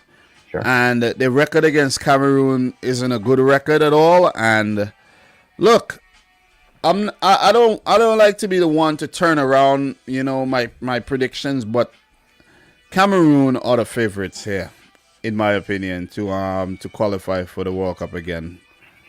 So I think we both settled on that one. I'm back in Cameroon. Yeah. So we got one more to talk about, the big one, the elephant in the room, Egypt versus Senegal. Oh man, Egypt versus Senegal here. Bro, what are your thoughts on your, briefly, not to be super long, but in a minute, what are your thoughts on your Africa Cup of Nations campaign? Mixed. I knew from the beginning we had the means with which to make it to the final. Yeah, you did. You actually told me you think the team could actually win it, and you were on point with that. And the way we did it was not flashy. The group stages were very disappointing, even the wins against Guinea-Bissau, Sudan. Knockout stage, I give the team a little bit of a pass because of the route we had coming up against Morocco, Ivory Coast, the host nation Cameroon. It's mixed. I'm proud because I think Egypt did dig in deep for a lot of those games, especially that quarterfinal against Morocco. I said on my channel, that's the turnaround was the best I've seen Egypt play in quite a few years. And the way that we pushed Senegal to penalties down, all the way down to the wire, when things could have easily turned ugly for us if Mane had converted this penalty early on. Yeah. You know what I mean? That the floodgates could have opened. I think that the fact we were able to push them as far as we did, despite the fact that Senegal themselves didn't really come up against any powerhouse at that point in the tournament. You look at their route compared to ours. I feel proud, and I think that you mentioned earlier in the stream if Kirosh was there, maybe things could have been a little bit different. Who knows? But Senegal, of course, they were the better team. They deserve to win. They're the best team in Africa, and this is the toughest tie I think we could have gotten. I mean, do you want to hear my thoughts on like early pick, or what else do you want to hear? Well, no, just that was just to start it off, you know what I'm saying? Sure. But in terms of the World Cup qualifying here, for Egypt versus Senegal, Egypt head-to-head 6 wins, 2 draws, 5 losses. The AFCON final does count as a loss, even though officially, it ended in a draw, but it does count as a loss because it's a final. And Egypt have actually lost their last 3 games against Senegal, which does not actually look good. It doesn't look good at all. Ever since that Africa Cup of Nations win back in 2006 there, Egypt have failed to beat Senegal, where they have met in the Africa Cup of Nations. I think that was qualifying back in 2014. Let me just make sure I'm getting that one right. Yeah, that was qualifying for 2014, and the final here for 2022, labeled the 2021 AFCON. Football Pharaoh, bro.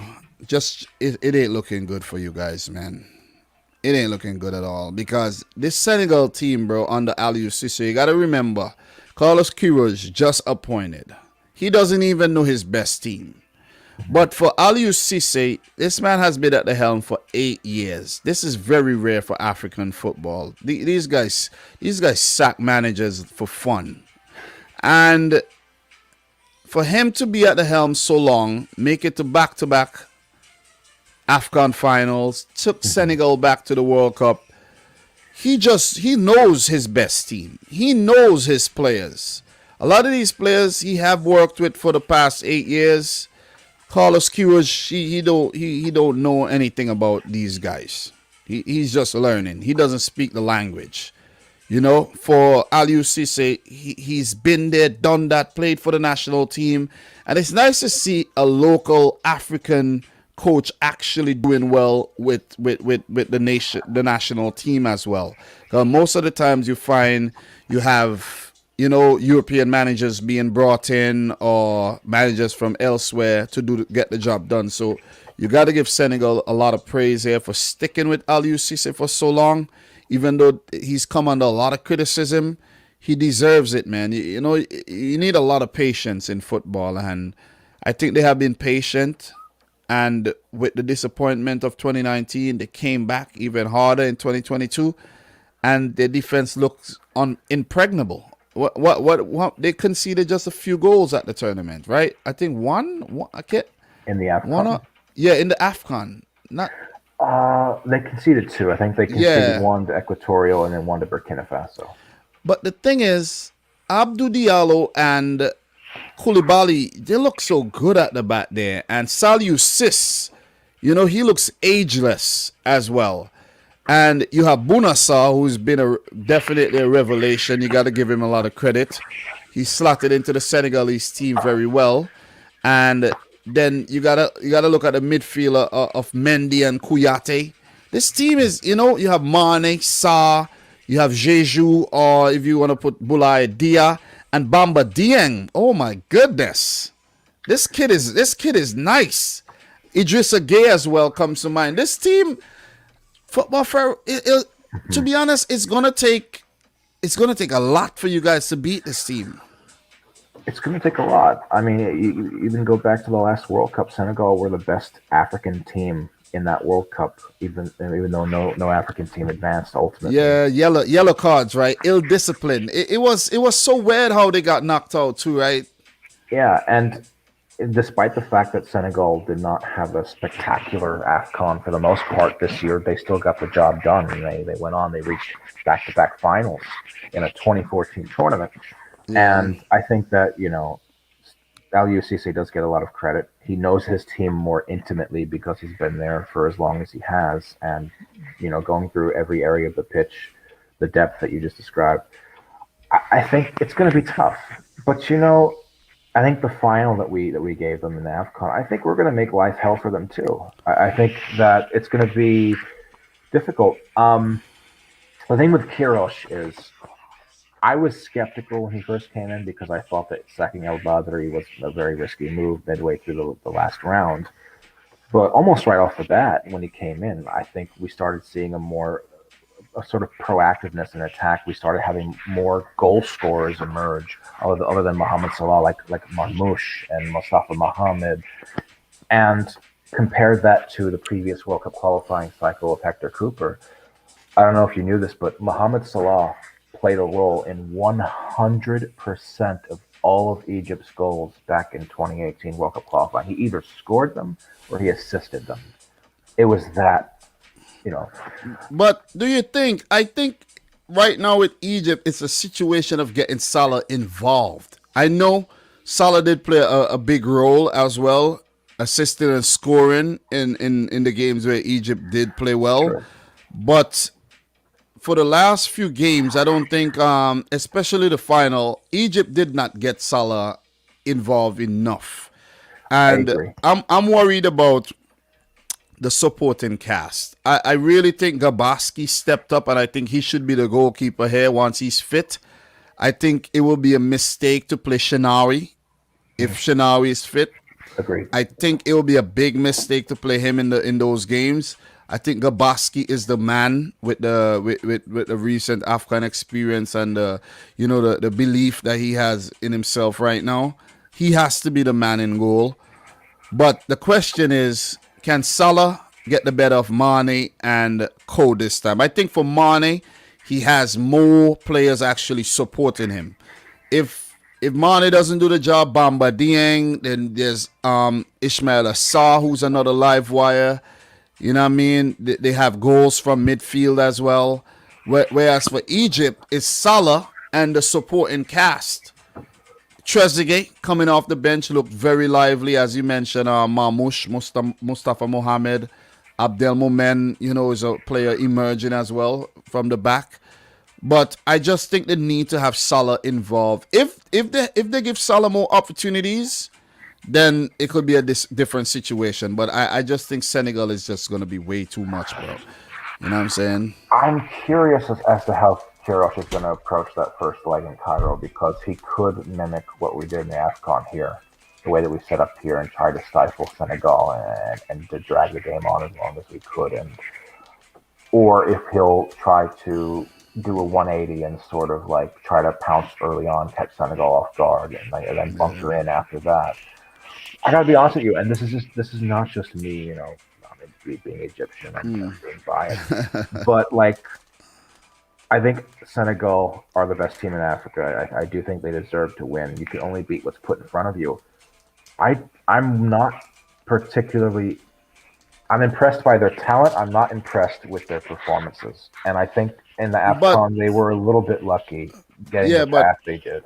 But Football Pharaoh, we saw what France did at the World Cup. Not impressive at all, and they still went on to win it. You see what I'm saying?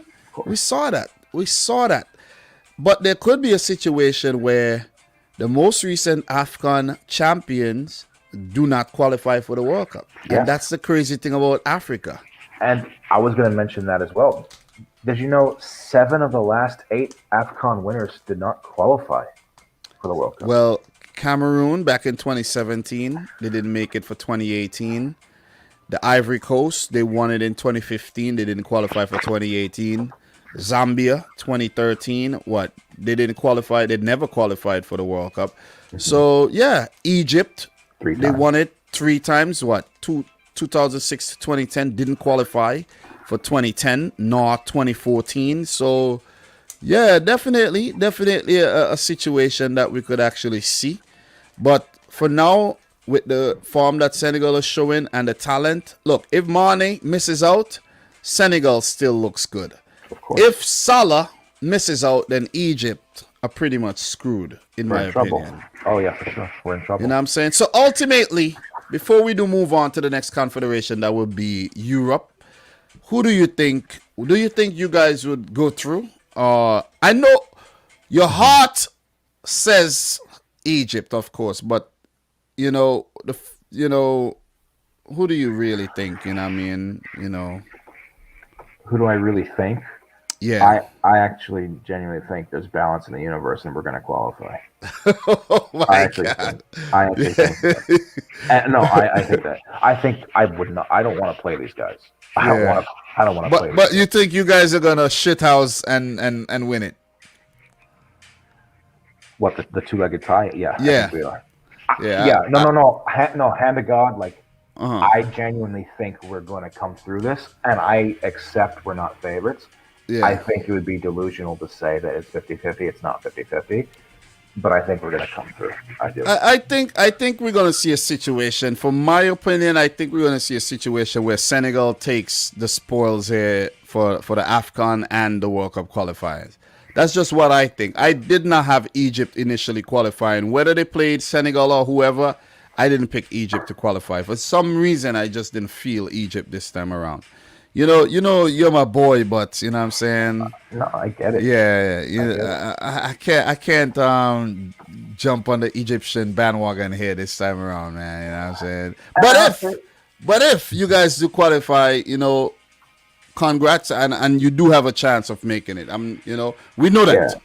Yeah, of course. And the AFCON finish gives me some hope, and as well as Senegal not performing their best at all. But you know what? Hey, Senegal could turn it up a notch, and they could beat us like 5-0 in aggregate, for all I know, or something like that. They could explode in that first or second leg. But if going off the AFCON, like they're slugging it out with Malawi and Zimbabwe is any indication, that gives me more hope. But then again, Senegal was affected by coronavirus, so they were. But I'm telling you, bro, this team with Koulibaly, man, this guy Koulibaly is on a whole nother level, bro. You know what I'm saying? This guy's on a whole nother level, bro. I'm telling you this. Once you see Man City wants you, you're on a whole nother level, bro. I don't see Egypt beating Senegal. But we're gonna leave it right there. We'll talk again about that in the future. And that's Africa for you guys. And what we're gonna be doing, we are gonna move right on. But before we do you have any final thoughts on the Africa Confederation? Anything else to add? I hate this format. I hate it to hell and back. Hopefully they go back to the 2018 format for 2026. Africa is really it's very volatile, and case in point, I think you and we only agreed on like 2 of those 5 spots. It really can go either way, and I wouldn't be surprised to see any combination of 5 teams qualify. The margins are just so slim, and it's just it's a crapshoot basically. But yeah, definitely, man. So may the best teams qualify, and we shall find out in March. So we're gonna move on to UEFA, which we still have spots available, 3 spots to be exact. But before we do move on to UEFA, let me grab a bottle of water, man, because we're gonna be talking for the next half hour about Europe and about CONCACAF as we wind down this the most comprehensive World Cup qualifying update on planet Earth, in the universe, in this galaxy. And we're doing it. I don't want to hear you guys talk about nobody else, because nobody else doing what we're doing right now. We are doing it. Okay? Let me grab a bottle of water really quick. Don't get me started. All right. So I got my water on deck, you know what I mean? Hydration. And we're going to talk Europe. Not for very long, but we got to talk about these ties that's coming up here in the round 2, where we have Austria, Czech Republic, Italy, North Macedonia, Poland, Portugal, Russia, Scotland, Sweden, Turkey, Ukraine, and Wales, all scrapping it out for 3 more spots. And the format this time was a different format, where there were actually playoff paths from 1 to 6, where playoff path 1 and the 1 and 2 would go into the first semifinal path, 3 and 4 into the next one, and 5 and 6 into the final playoff path here. And you're gonna see exactly what I'm talking about here. So in the playoff paths, we have I'm pretty sure they're in the same. Let me see. I don't know if they're in the same format here, but no, they're not. But let me actually pull up something else so that we get this, in the right format. And you see, the website should have it in the right format, but obviously they don't, so yeah. So I'm gonna pull this up, and we're gonna know the exact path. I'm gonna switch this over to Wikipedia. Sometimes not the most reliable, but I think this time around they got this definitely correct. So let me make this a bit bigger here. Yeah, and these are also going to be really hard games to call as well. Yeah, definitely. So we are not gonna what we're gonna do briefly, we'll just touch on the groups and then get to the current round. So for Serbia, they topped Group A. Portugal came in second, went into the playoffs. The Republic of Ireland, Luxembourg, and Azerbaijan miss out. Spain topped Group B ahead of Sweden. This was, we didn't even get to discuss this properly, but, this was a crazy group, man. And Sweden go into the playoffs. Greece, Georgia, and Kosovo miss out. Switzerland topped Group C to put Italy into the playoffs. Almost said Egypt there. Yeah, I almost said Egypt, man. I talked about Egypt, Senegal for way too long, but Italy into the playoffs here. And it's crazy because one of Italy and or Portugal will miss out on the World Cup, which is crazy. and we'll talk about that. Northern Ireland, Bulgaria, and Lithuania miss out. France topped Group D as expected. Ukraine came in second going to the playoffs. Finland, Bosnia and Herzegovina, and Kazakhstan miss out. Belgium, as expected, topped Group E with Wales going into the playoffs and the Czech Republic getting a playoff spot via the Nations League. Estonia and Belarus miss out. Denmark topped the group. Remarkable run by actually winning 9 games. Lost the last game there, which is very, very disappointing, but it is what it is. Let me down. But they qualified for the World Cup. Amazing run to Qatar. Scotland go into the playoffs. Israel miss out, but Austria, who came in 4th, get a Nations League backdoor into the playoffs there. Faroe Islands, your islands, and Moldova miss out. For Group G, the Netherlands are back at the World Cup. And Turkey miraculously snuck in. They had to hire Stefan Kuntz to get in, and they're in the playoffs. Norway miss out. Very disappointing by Norway there to miss out. Montenegro, Latvia, and Gibraltar. I think Norway suffered the whole Erling Haaland situation where Haaland got injured. Group H, remarkably, Croatia qualified directly with 23 points. Russia came in second. I actually picked Croatia to go into the playoffs, but it's Russia into the playoffs, which means Slovakia, Slovenia, Cyprus, and Malta miss out. We have England qualifying directly, as most people expected. Poland into the playoffs. Albania, Hungary, Andorra, and San Marino, of course, misses out. And last but not least, Germany, after losing to North Macedonia. North Macedonia defeated Germany. Am I right on that one, right? Yes, indeed. Under the dying days of Yogi Low. Yeah, North Macedonia defeated Germany to, give them a scare, but with Hansi Flick coming back into the national team setup, he actually, steadied the ship. Germany qualify with 27 points. North Macedonia, congrats to them. They're into the playoffs for the first time. Armenia, who looked good. Armenia looked really good, but they fell short there. Iceland, disappointing debutants in the last World Cup. Very disappointing this time around. And Liechtenstein, who I think these teams should go into a preliminary round and not be involved in these qualifiers at all. So, look, we're at the second round. We're not going to spend too long discussing the group stage. It's going to take forever. But in terms of the teams in the second round here, we have the Pats. Part 1, Part 2 match up against each other. And then we have the playoff paths, where you see playoff path A, where Scotland will take on Ukraine and Wales will take on Austria. And we're going to see a situation where the winners of each of these semifinals would actually meet. These are one-off games too, right? Yes, they are. Yeah. Which is crazy when you think about it. It's not like two-legged affair where you have a second chance at home or whatnot.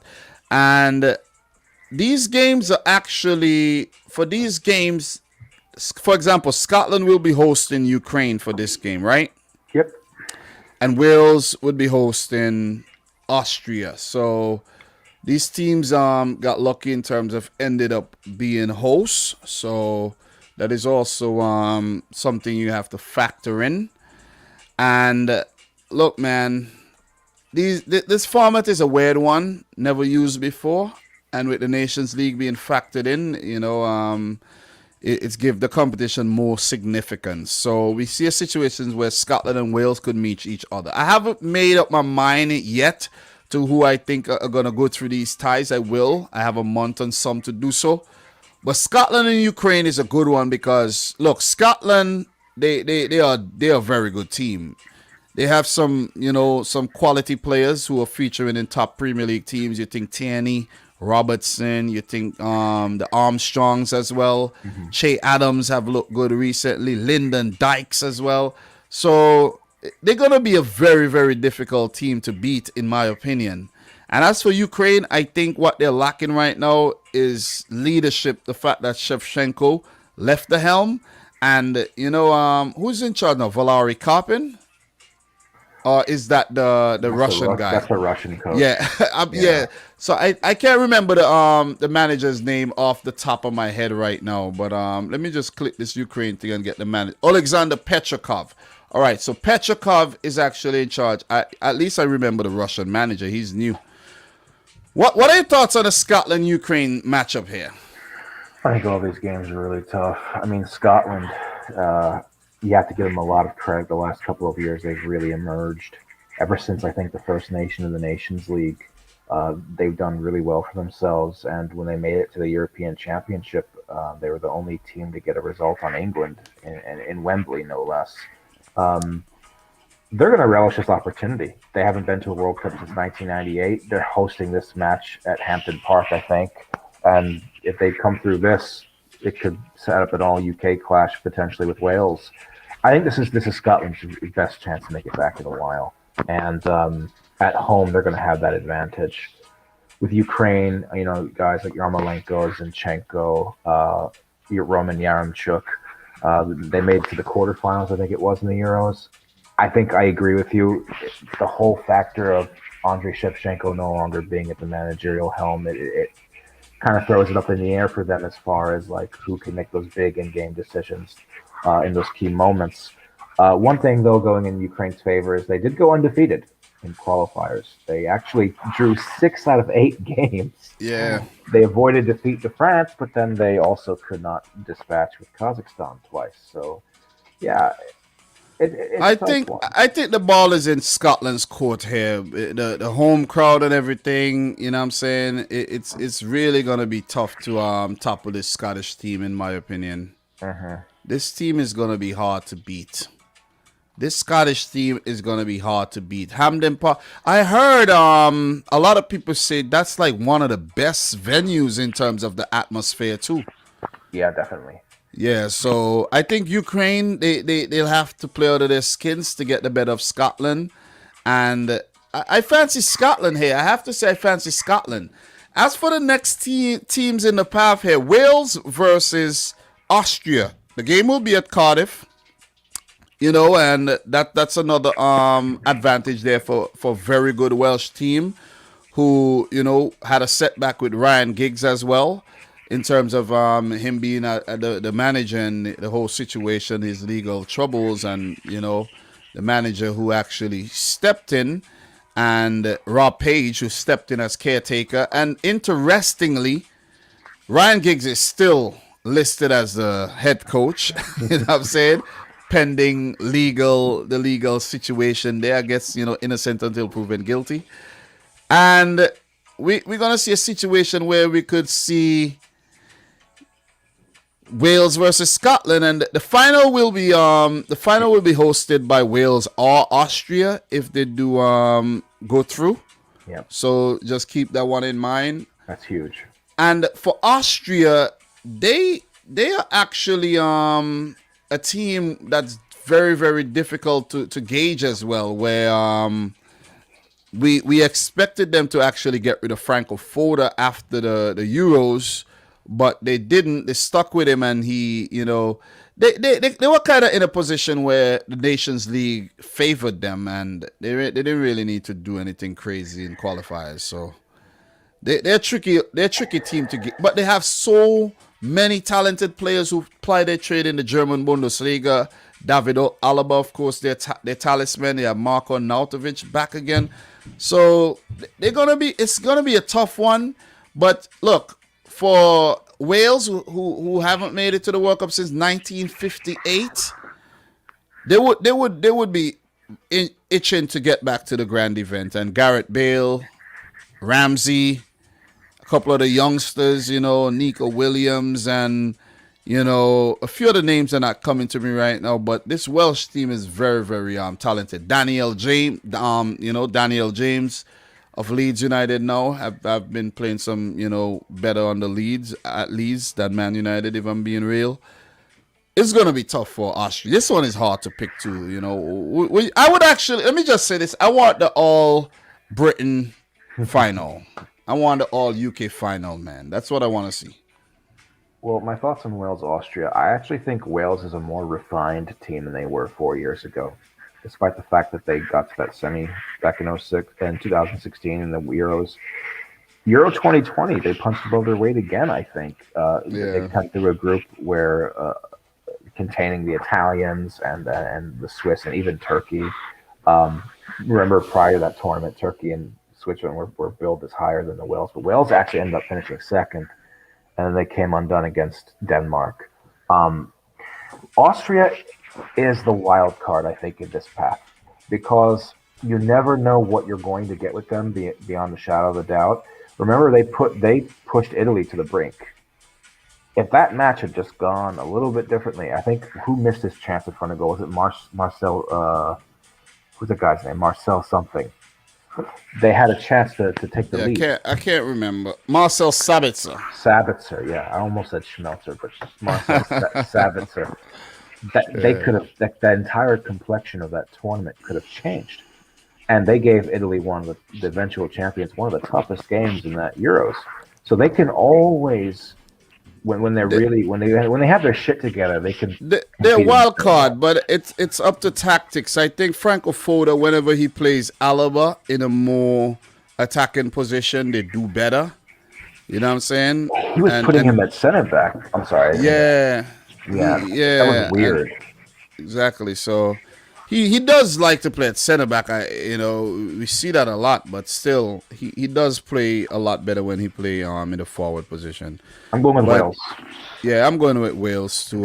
For these countries, Scotland last qualified 1998. Ukraine 2006, of course, they made their debut. Austria 1998 and Wales 1958. And ask me how I know this stuff because last World Cup I studied World Cup very, very deep. I went deep into World Cup studies, man, because Football Pharaoh had to quiz me a couple times, so I had to know my stuff. So look, Path B here. We're gonna go to Path B. Wait, As far as I don't know, like early calls, and both of us are gonna probably revise our picks because we have a month or so. If we get Scotland Wales, who do you would favorite come out of that? Ah, man, Scott, that one is and it could go any way. But I am fancying Scotland right now, man. Scotland have proven themselves to be very consistent. So have Wales, but I just think Scotland have been way more consistent lately. And they've had some very tough games, coming up against the likes of Austria a couple of times.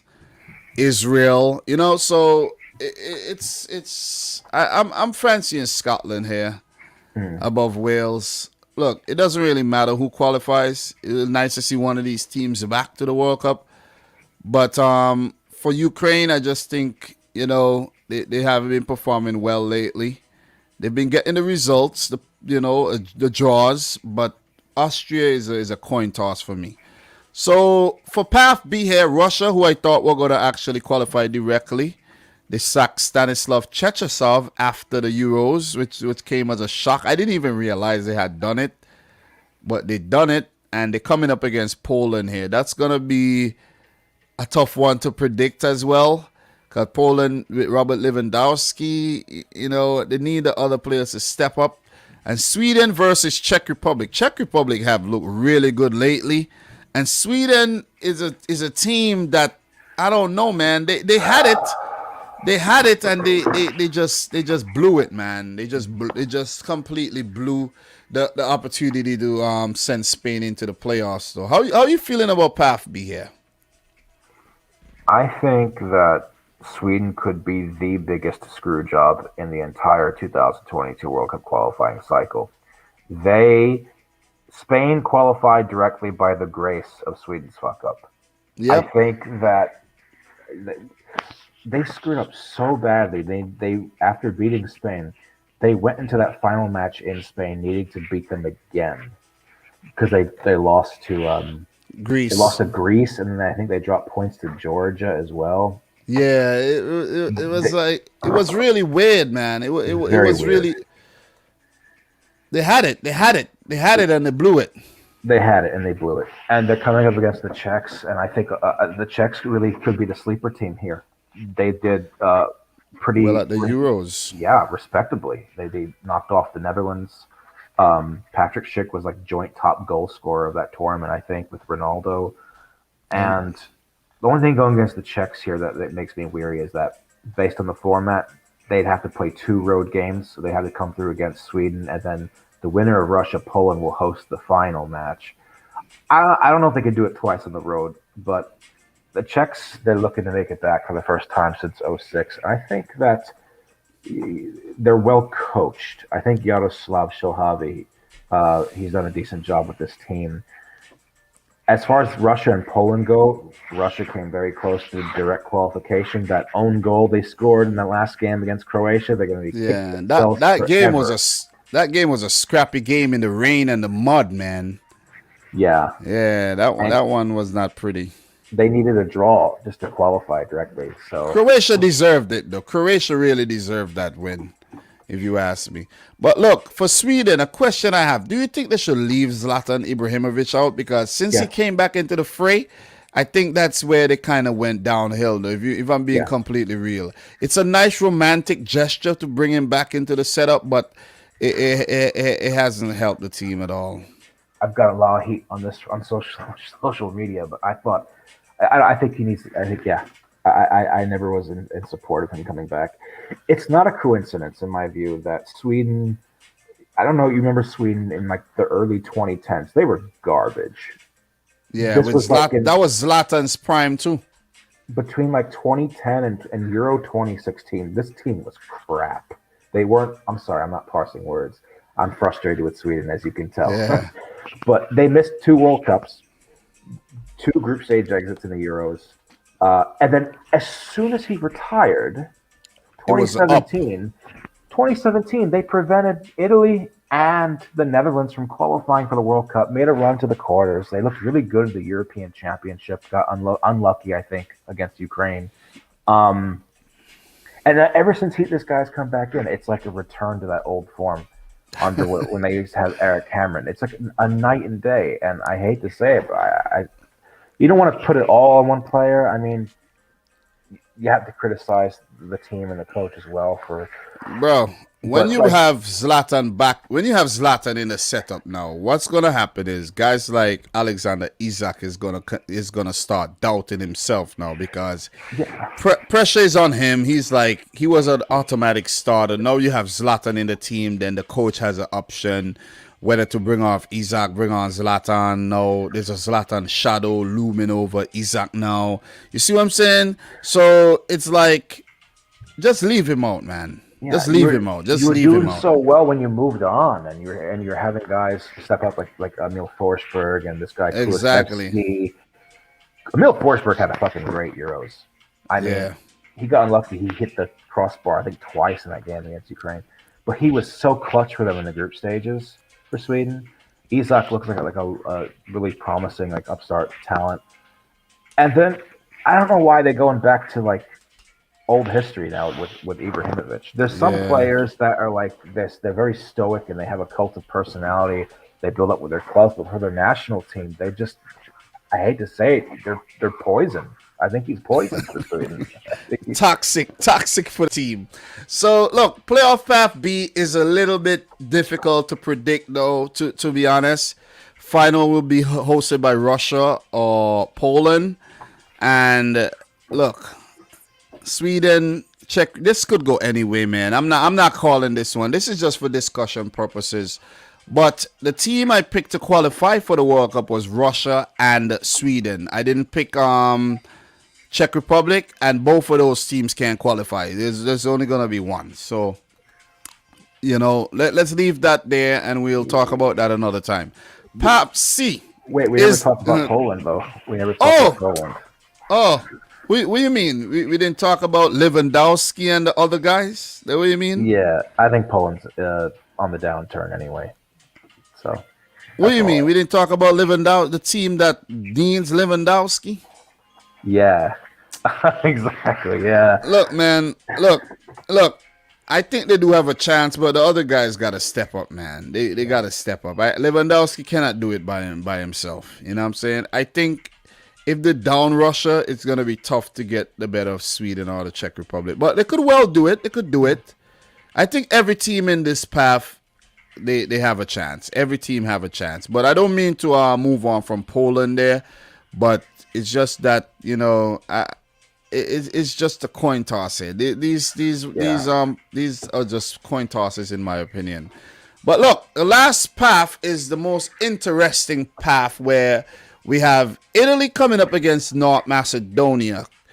And could we see a situation where North Macedonia prevents Italy from getting to the final? Because it's a one-off game hosted by Italy, but it's a one-off game. It could happen, but I think Italy might get the job done. But when you have guys like Ines Badi and Ilif Elmas in the team, these guys are, these guys are very, very talented and talismanic. So anything, Alioski, Tchaikovsky, Ariana Demi. Look, it could go any which way. But I fancy the Egyptians here to get the job done, if I want to be completely real. And it would be a shame if, as Euro winners, they fail to qualify for the World Cup yet again, where listen, without a shadow of a doubt, I had Italy qualifying. Listen, nobody could have told me that Italy were gonna be in the playoffs here and come in second in the group behind Switzerland. Nobody could have convinced me that, but it is what happened. Mm-hmm. It is exactly what happened, and I don't know what it is though. They were magnificent at the Euros, and these last few games where they were just dropping points left, right, and center, it was kind of mind-boggling to me how they were getting these results. You see what I'm saying? Yeah. It was kind of weird. Did you see? I didn't actually take a look at the last international break where there was some there was like a training camp. Mario Balotelli was actually called up. Do you think Balotelli would be involved for these games? Do you think there's a chance? He could very well be. Yeah. I don't know if Mancini will not necessarily make the cut for once March comes along, but I wouldn't rule it out as a possibility of happening. Because they're not scoring enough goals right now, and you know what I mean. They need. Who knows? Maybe Barrio Malotelli could be the man to do the. You know what I'm saying? Maybe he could be the man to get it done. And look, man, I think Italy kind of shot themselves in the foot. You know, another situation that we got to touch on is the fact that these guys were booing Donnarumma in Milan, because the game was in Milan, and they were booing that the goalkeeper, and I'm like, why are you doing this? Like, this doesn't make any sense at all, and it cost the team the game. You see what I'm saying? They drew that game, I think, right? Yeah, was it against Bulgaria or something like that? It was let me see the last. Was it a club? You mean the international? It was an international game. Yeah, it was against Switzerland. I think that was a game against Switzerland, hosted by Italy. Okay, that makes sense. Okay. No, wait. Let me see. I don't know where this game was. I think it was. I can't remember where exactly the game was played, but I could remember them actually. It was for the Nations League game where they lost the semifinal. But it's things like this. That Nations League game was played in Milan. But it's things like this that actually, contribute to, because the Nations League game was actually played before the final games against Italy and against Switzerland and Northern Ireland, where they failed to get anything against Northern Ireland, right? And they didn't do well in the Nations League as well. So that's another thing. I expected them to win it after winning the Euros. So it's a string of terrible results. The 1-1 against Bulgaria, the 0-0 against Switzerland, the 1-1 against Switzerland, and the 0-0 against Italy. That's poor. That is poor. And that's actually their last few World Cup games. They only picked up a win against Lithuania that was expected. That's unacceptable, if you ask me. Very unacceptable. Yeah, my thoughts are I know that a lot of people when this draw came out were thinking if there's going to be an upset here, keep an eye on Turkey upending Portugal. Not enough people are talking about North Macedonia doing one over on Italy because North Macedonia, I think you would agree, are probably a step above a Bulgaria and a Northern Ireland. If Italy drops points against those guys, they can be upended here because North Macedonia will believe they can do it because they did to Germany last year. Exactly. So Italy has to be careful here. I fancy the Italians, of course. I'm not going to say they're going to. Yeah, Mancini is currently working on the situation right now as we speak and trying to get his 11 and trying to get everything, in line, because if they do manage to get past North Macedonia, which they should, they would have a matchup against one of Portugal or Turkey. I do fancy Portugal against Turkey here. And Fernando Santos is still in charge. Don't know how, but he's still in charge. And this could be his final match. This could either be his final match or it could be somewhat of a redemption for, like one last chance for him to go take Portugal through the playoffs into the World Cup and then retire, walk into the sunset after the World Cup. You know what I'm saying? But there's a situation we know for sure where one of Italy or Portugal will not qualify for the World Cup. Yeah. Could Turkey actually prevent the final between Portugal, who will host it, and Italy? Do you think Turkey got it in them under Stefan Kuntz to pull off something against Portugal? Do you think so? Yes, I do. I think what happened in the Euros when they underperformed so badly, they lost all three of their games. There was a lot of high hopes for Turkey entering that tournament. Some were billing them as a potential dark horse, and they just flatlined. But the thing with Turkey that we've seen time and time again is sometimes they are inconsistent like this in such a way where when they come up against bigger teams, they will play up to their opponent's level. We saw in qualifying for the Euros, they defeated France, and they went undefeated against France in the process. And I think that Portugal here, the biggest enemy is the coach. It's unfortunate to say, but the biggest hindrance to Portugal qualifying is Fernando Santos. I think that he's wasting, I think, the most talented golden generation of Portugal that they've had in at least 20 years. And it's possible that Turkey can upset them. And if Turkey were to do so, they're hosting that final game in Istanbul. And if they can get past Portugal, imagine the confidence we'll have to come through against Italy or North Macedonia. So there's an opening here for both of these teams to not qualify. The thing is, Portugal, I think, are the favorites to win this path because simply, listen, this is the plan. I'm going to give Fernando Santos the plan and the key to winning path C.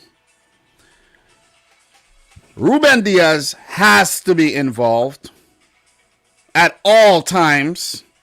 Bernardo Silva has to be involved at all times. And João Cancelo. I'm giving you my Manchester City players. They'll be at your disposal. Use them in all the games. Use them in the semis. Use them in the final. You will win. Okay? You use these guys, right? You play, in my opinion, the goalkeeper that should be in goal is the Wolverhampton goalkeeper, Jose Sa. He should be in goal. I don't care about, but it's not going to happen. But I'm just putting forward Sa. Sa should be in goal. It should be a defense. First of all, Pepe should not be playing right now. He's too hot-headed. He's a liability to the team. He's going to do something stupid. And, it's going to cost Portugal some way or the other. I think Bruno Fernandes has to step up big time. But play somebody else with Ruben Diaz at the back. Drop Pepe. I don't know who you're going to play. There's Jose Font. There's Pepe. But I don't think these guys are the players that should be involved, in my opinion. But Cancelo has to play. And I don't know. You see? that is a problem that Fernando Santos has.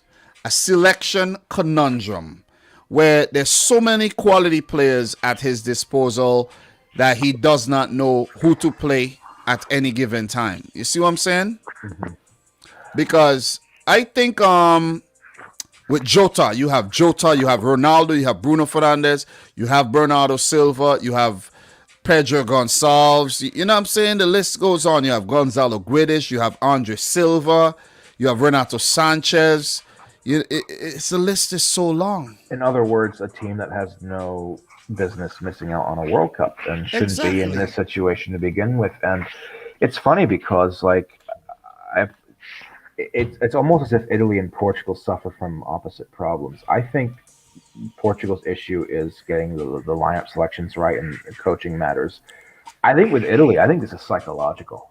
I think that they're still spooked from 2017.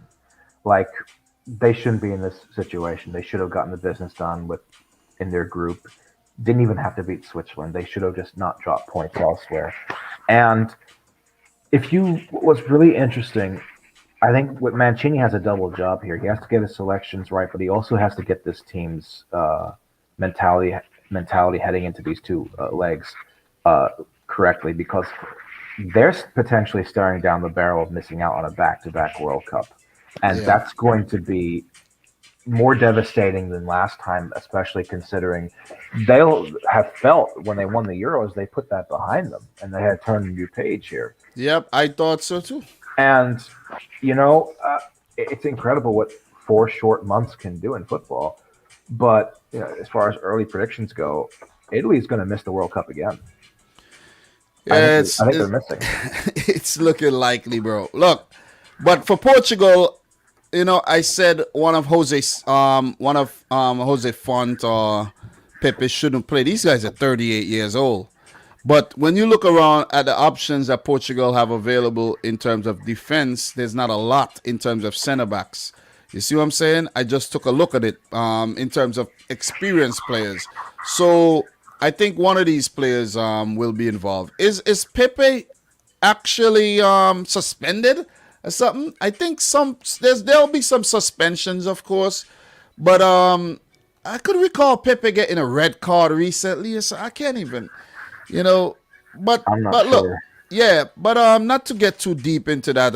But guys need to step up. That's the main point here. João Felix got to step up. Bruno Fernandes has to step up.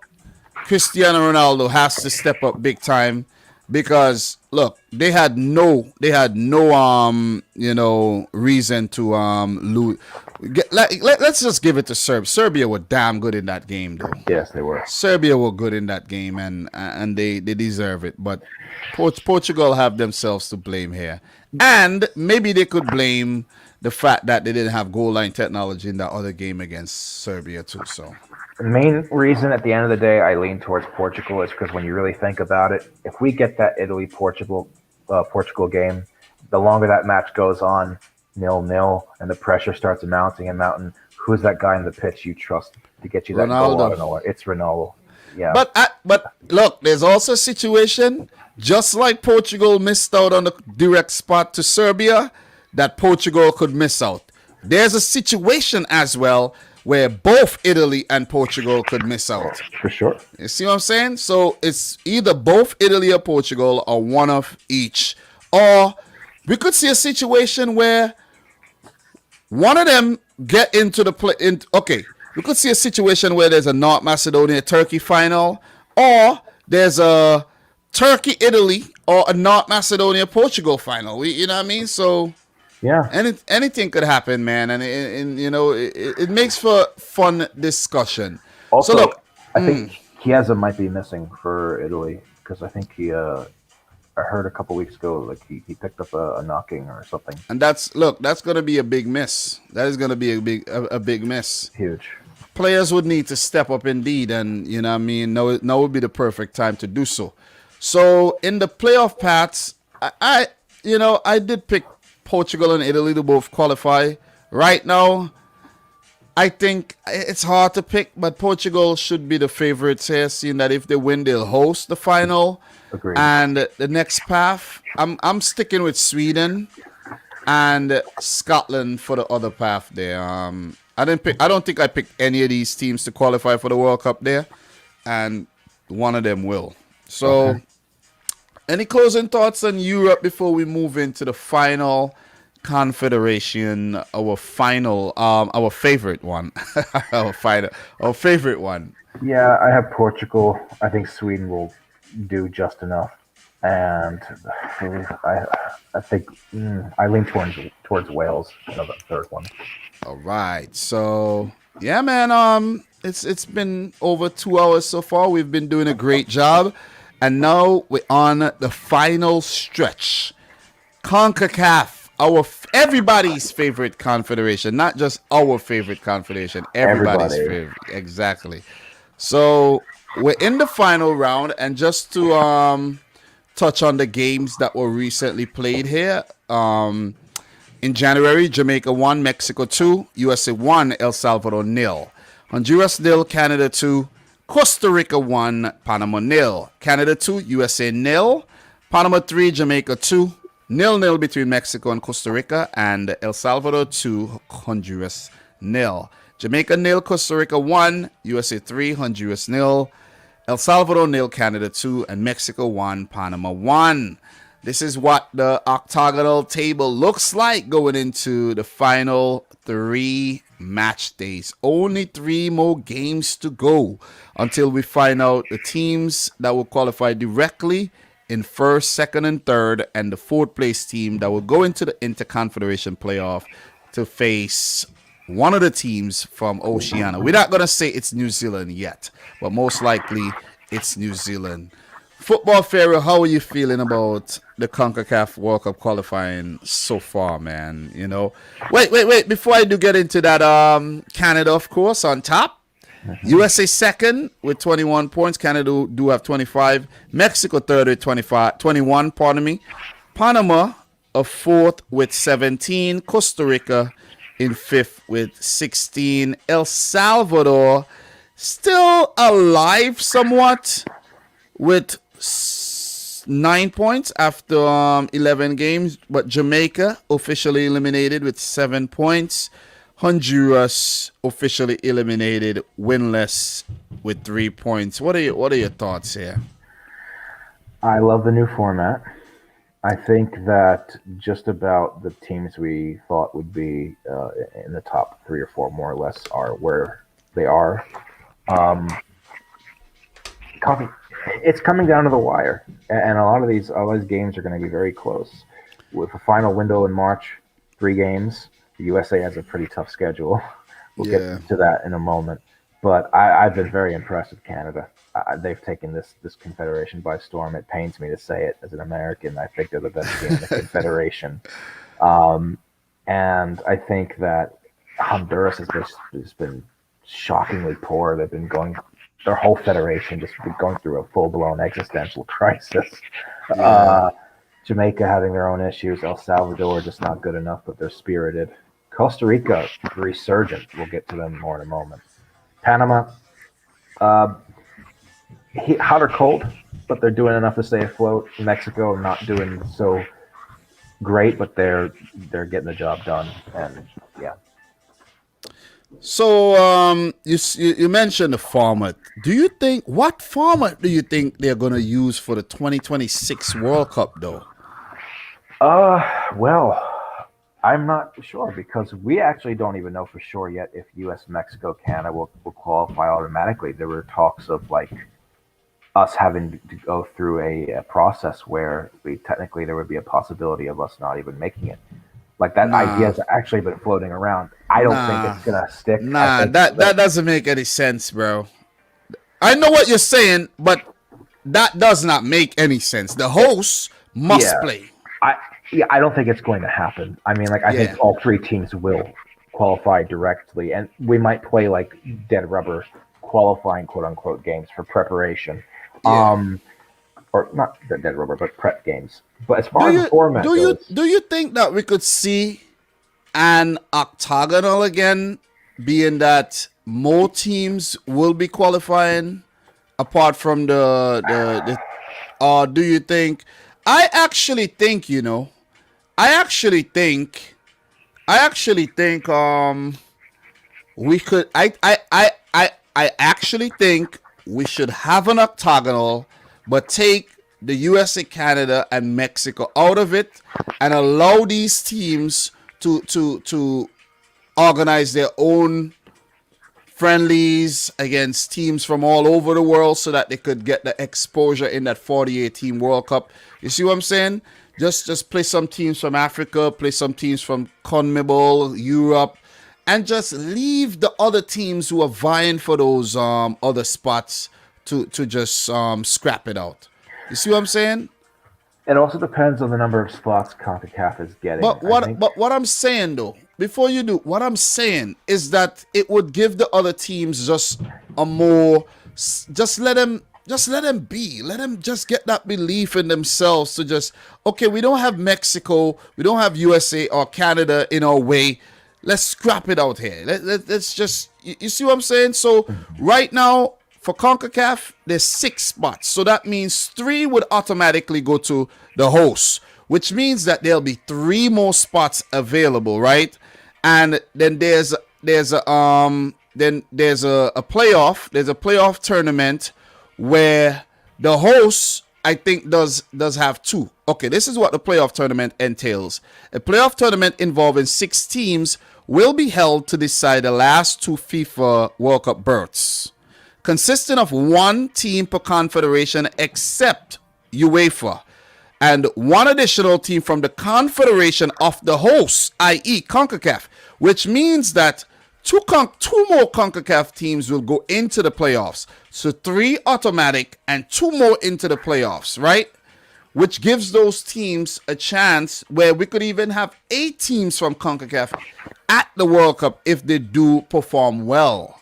You see what I'm saying? Mm-hmm. So what I'm trying to say is that we have enough teams in CONCACAF to have an octagonal to give more teams an opportunity.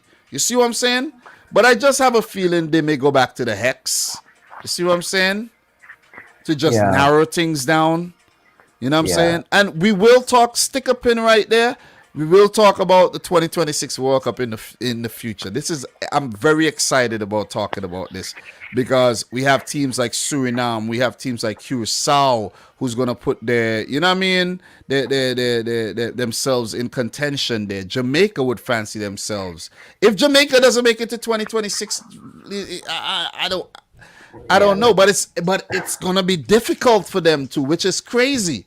Because there's Panama, Honduras would be trying to. There's El Salvador. There's Costa Rica, you know, and then there might be another team. Trinidad and Tobago could put themselves in it again, you know. So Haiti comes to mind. So look, man, it's gonna be fun. 2026 is gonna be fun. But look, let's refocus and go back to 2022.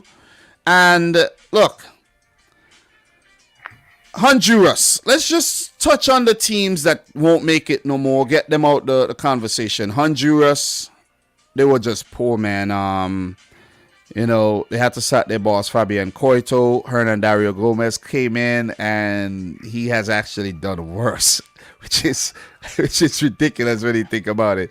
And, you know, he has lost 5 games out of 5, I think. Yep. So that's almost half the games they played. So that didn't work. And Honduras are out after making the playoffs last time around, missing out to Australia. And what are your thoughts on them, man? Briefly. I'm surprised by how much they've collapsed. They started off okay back in September. If you may remember, they were on track to get 5 points. And then it's almost as if that second half against the US where we made those substitutions, Ricardo Pepi came on. It's almost as if that was a trigger point for them, and ever since that second half. But it wasn't. Fabian Coito made some substitutions as well, where it was like, "What are you doing?" Questionable ones. Yep. Yes. So. Yeah, that was very weird. But it was like from that point onward, they just completely lost any sense of just either cohesion as a team or even an identity, and they've lost 8 games in total. Yep. That's ridiculous. They should be doing a lot better than this, and they shouldn't be out this early. I don't know what's going on. I would guess that there's issues that go beyond coaching. I think there's a lot of federational And I issues. think players haven't stepped up. Maynor Figueroa might be coming to the end of his career now. He Yeah. just haven't been good enough. And, Albert Elise, Romel Kyoto, these guys can't do it on their own. Anthony Lozano, these guys just haven't stepped up. They haven't had enough, support from the other players as well. So, Yeah. that's the other thing. Minor Figueroa, he's like what, 37 now? But 38. 38, I think. I think he's trying to get to 200 games, it seems. I see. You know Well, what I'm saying? but it's So, disappointing because at the youth level, Honduras is one of the best in the Confederation. but the thing is, they're not giving the youth players the opportunities. That's the thing. Yeah. Exactly. When you have Figueroa still at the back, it means that you're not trusting the youth. So we see Hernan Dario Gomez give opportunities to a lot of the French players, and it still didn't work. So they'll need another cycle to get their act together. So Jamaica though, Jamaica. Just disappointing in my opinion, man. I expected a lot more from Jamaica. I think that the octagonal format actually hurt Jamaica, where I think if it was a hexagonal, they stood a better chance, in my opinion. They looked good. They looked really good when it was a hexagonal in terms of us weighing up their chances. But after what I saw at the Gold Cup, I was like, nah. I was like, nah. I was like, it ain't happening, man. It ain't happening for Jamaica at all. And they sacked Tapper Whitmore, brought in Paul Hall, and what did Jamaica achieve in the last window there? 3 losses in 3? 3 losses in 3. Yeah. Abysmal stuff. So I think there's a lot of things that went wrong for them. Tapper Whitmore, for one. I think that he stayed on for way too long. I think the writing was on the wall as far as like him being an adequate fit for the job is concerned. I think Jamaica also, they suffered some issues early on with like the whole red zone. Like they weren't able to get some players in because yeah, of COVID. yeah. Bring in dual nationals and such. And they, what really hurt them? Their inability to close out games when they had Yep. the lead. Exactly. These guys had the lead against El Salvador. They had the lead against Mexico. They had lead against. They should have won the USA game though. They should have won the game against USA. I think they got robbed in that game, to be honest. They did, and that's another thing went against them. A little bit of bad Yeah. luck too. But there were 3 or 4 games they played. Jamaica, They led. They should have double the points they have now. Jamaica should be in the running for a playoff spot right now. Yes, they should be. I think it's been poor game management, and I don't know if the players are not eating well enough. They're not eating enough yam and banana and things like that, and they're just eating Happy Meals because these guys are not concentrating well enough at all, bro. I'm telling you. These guys switch off. They do a lot of ball watching, Yeah. and don't make any jokes with Jamaicans about ball watching. Just want to put that out there, okay? You know what I'm saying? Why is there like a? They have a very homophobic society, and you don't want to. Oh, okay, yeah. You don't Well, want to talk. You don't want to talk about ball watching here, bro. They've You see what I'm been saying? guilty of not holding on to leads in matches that they should have gotten more points in. Yeah, but the whole ball watching thing was just a joke, guys. You know what I'm saying?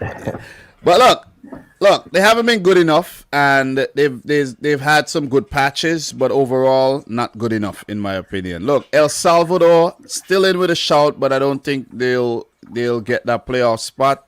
But 2026 is one to look for El Salvador. Indeed, they have played well, eliminated further put the nail in Honduras's coffin. And they have picked up some solid results with 3 draws and 2 wins throughout qualifiers. So that's solid. 9 points to be able Jamaica and Honduras.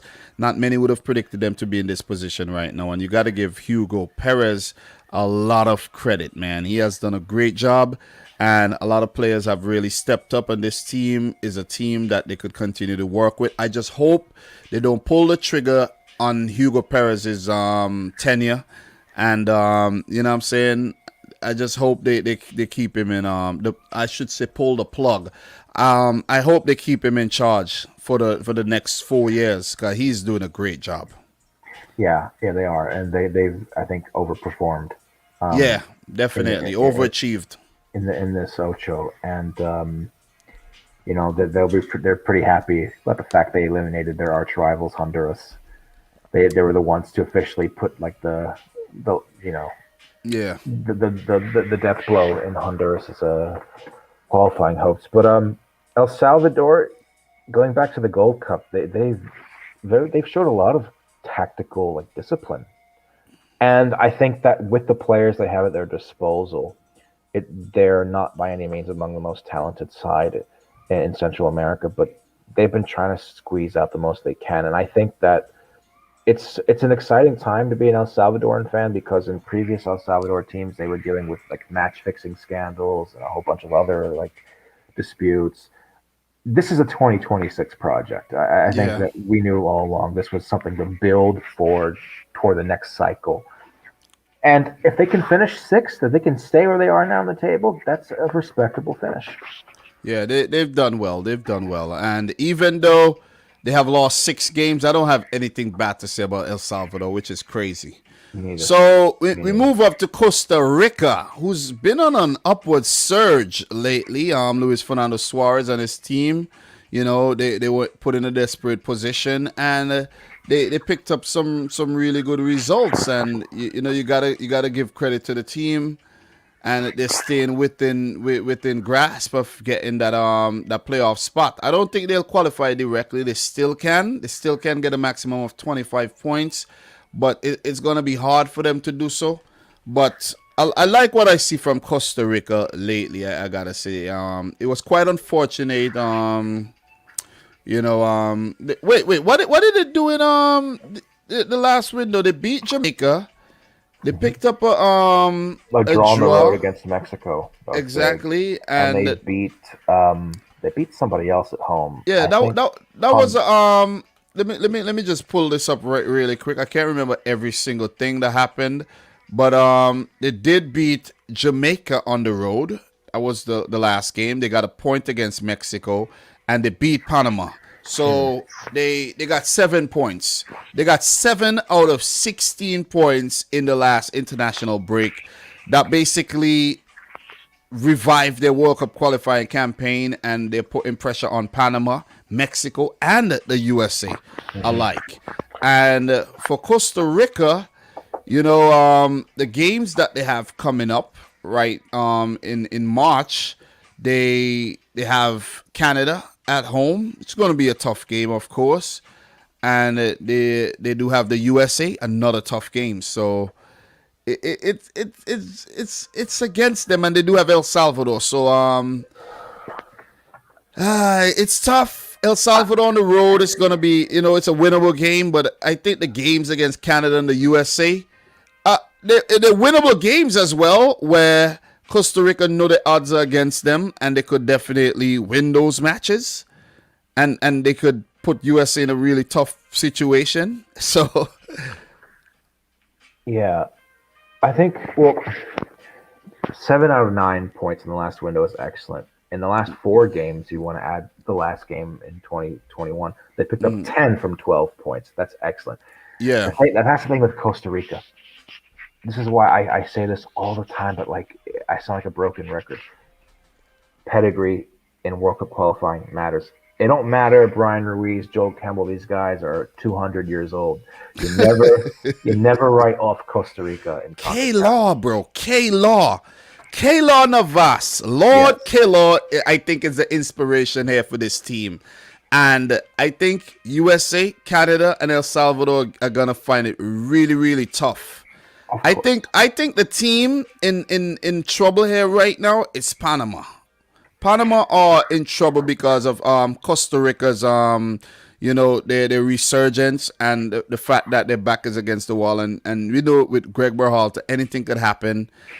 You know, Costa Rica could well end up getting 7 points from these games. The See thing what I'm with Costa saying? Rica, though, what's going against them is that next match, the first match in March against Canada. Canada has Mm. not clinched yet. So I think Canada's going to go into that game not be satisfied with the draw. Canada's going to aim to win that. I, I mean, that's going to be a tough match. And I mean, to give, I guess, a specific prediction, I think that's going to be a draw. I think Costa Rica will get something from that. But I feel like if the order was reversed, because the USA, this is an actual stat, we've never won down in Costa Rica and San Jose in World Cup qualifiers. That's been our most difficult away venue. If they were playing us first and then Canada last, maybe by that time, Yeah. Canada's already qualified. You know what I'm saying? Bro, the USA, But we're gonna get to them, but we'll get to oh them. Yeah. man. Sorry. Yeah, but for Costa Rica, I think their destiny is indeed in their own hands, where it's a must that they get results in those tough games against Canada, the USA, and against El Salvador. I think they most likely will beat El Salvador in the situation that they're in right now. They should beat El Salvador. If they get a point against Canada, that means they'll go up to 20 points, right? Mm-hmm. And they could get something from the USA as well. So most likely, I think they might end up and get 5 points. The least they'll get is 5 points, in my opinion. I don't think they're gonna lose. I doubt they'll lose. But would 5 points be enough though? Because with 5 points they'll go up to 21 points, right? And that might not be enough to clinch direct qualification. So I think we're looking at a playoff spot right now for Costa Rica, and they might actually end up pipping Panama, because to talk about Panama next.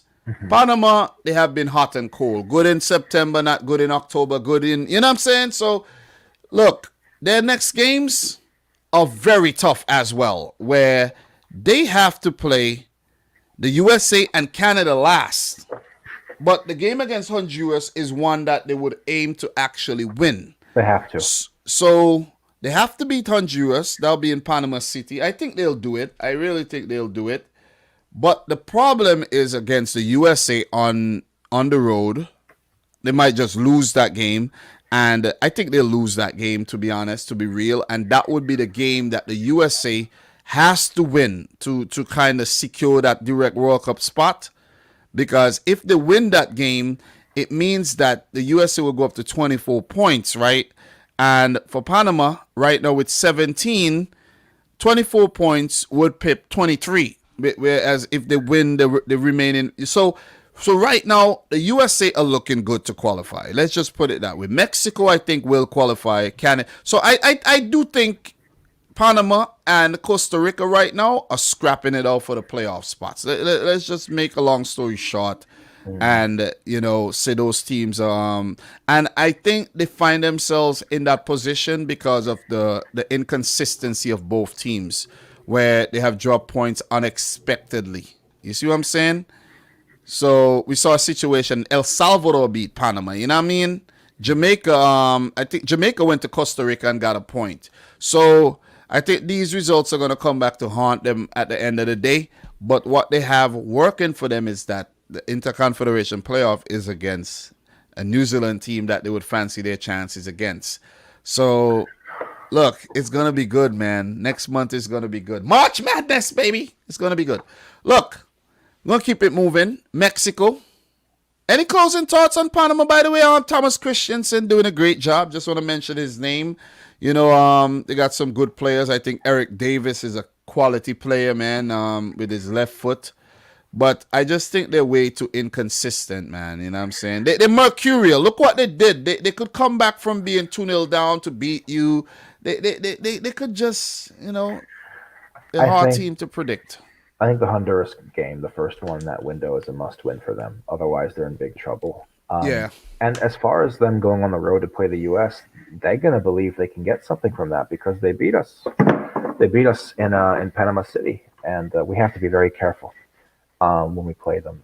And remember what I alluded to earlier when about how Costa Rica is opening with Canada instead of ending with them. Panama's ending with Canada. Yeah. So it's possible Canada goes to that game Bit most lax. likely relaxed a little bit. And You know what? When going through the table, And then what happened when Panama played Canada? Cause Panama will be out for blood too. So yeah, yeah. But I agree. It's going to be between them and Costa Rica for that yeah, playoff spot. that's what's gonna happen, man. Look, Canada will qualify because the USA play Panama and they play Costa Rica. Teams are gonna take points off each other, and Canada will pick up at least 3 points in the window, so they'll be fine. So look, Mexico, bro. Mexico. Do you see a situation where Mexico gets drawn into the playoffs, or do you think they'll be okay? I think they're going to be okay, and I think a lot of a lot of Mexican fans have not been happy with the team's performances in the last year or so. I think their schedule is just way too friendly. They're coming up Yeah, against Honduras and El Salvador, and they play against us. They're going to be out for blood against us yeah, because even if they were sitting on top of this group with max points so far, they would still be out for blood against us because we beat them 3 times. That's why they call them El Tree. yeah, Sorry, there, shots fired. But yeah. Pui, pui, you pui, pui, pui. yeah. So there's going to be immense pressure. I could see this being a 9 point window for Mexico, honestly. Yeah, or And 7 points. I think they'll qualify easily because of the games against El Salvador and Honduras. But it's football, you never know. But I think they'll be all right, man. I but think they'll be all right. the concern with Mexico is they're not performing well, and that they couldn't score from open play in those last 2 home games against Panama and Costa Rica. And like Yeah, they'll be all right, man. they'll qualify. The question will Yeah, be, are they going to make that Quinto Partido? I'm doubtful. yeah. It doesn't look like they're gonna they're not gonna do that. They're not gonna get past the round of 16. But they'll qualify. They'll qualify. So we don't. Tata Martino's job was on the question, but he'll be all right. He'll be all right. Mexico will be at the World Cup, and I do think the USA will be at the World Cup too. But it won't be the best match in my. It could be the best match for them, or it might be a disastrous match where they just barely get in by the skin of their teeth because they do host Panama, and I think they'll get something in the Panama game. I don't know about the Mexico and the Costa Rica game, but I think they'll get at least 4 points in the window. I think they'll get at least 4 points, and I'll put them up to 25, and 25 points will be enough to qualify directly. Where we Yeah. see a situation where Panama, they could get a maximum of 26, and I don't think they'll get maximum points. The USA should qualify. They should qualify. It's not been the smoothest World Cup qualifying campaign where they lost 2 games. You see what I'm saying? They lost to Canada, they lost to Panama. Canada game, well, they were beaten. Panama game, it was just Greg Berhalter doing crap, and then the 3 draws. So it's been an okay World Cup qualifying campaign. You can't really be too overly critical because they're second above Mexico and everybody else except Canada. So they've done a good job, but I think they could have done a lot better. Oh, I'll I be just critical. Yeah, Sorry, go look. ahead. Greg Berhalter cannot overthink things in March. You see what I'm saying? This is not the time to actually experiment and bring this player in, and you got to play your best possible team, best possible. No experimentation whatsoever in those upcoming games, especially the one against Panama. I think the USA gets the job done, and they make it back to the World Cup after missing out in 2018. There's also a situation where they might not qualify. You know what I'm saying? Well, There's a my, situation like there's a situation where it could be the playoffs. It could be the situation like that. We got to factor in all the options here, but I don't think that'll be the point. That'll be the case. my thoughts on the U.S. are, I think we have a little bit enough of a cushion now where we should finish top three, but we got to be careful because this is a very dangerous window coming up. And the match against Panama is going to be a must win. In fact, if we beat Panama, they mathematically cannot catch us. And no matter what results in the other. Exactly. And Exactly. the thing with the U.S. is like, I hate saying this, but this is what I think is going to happen.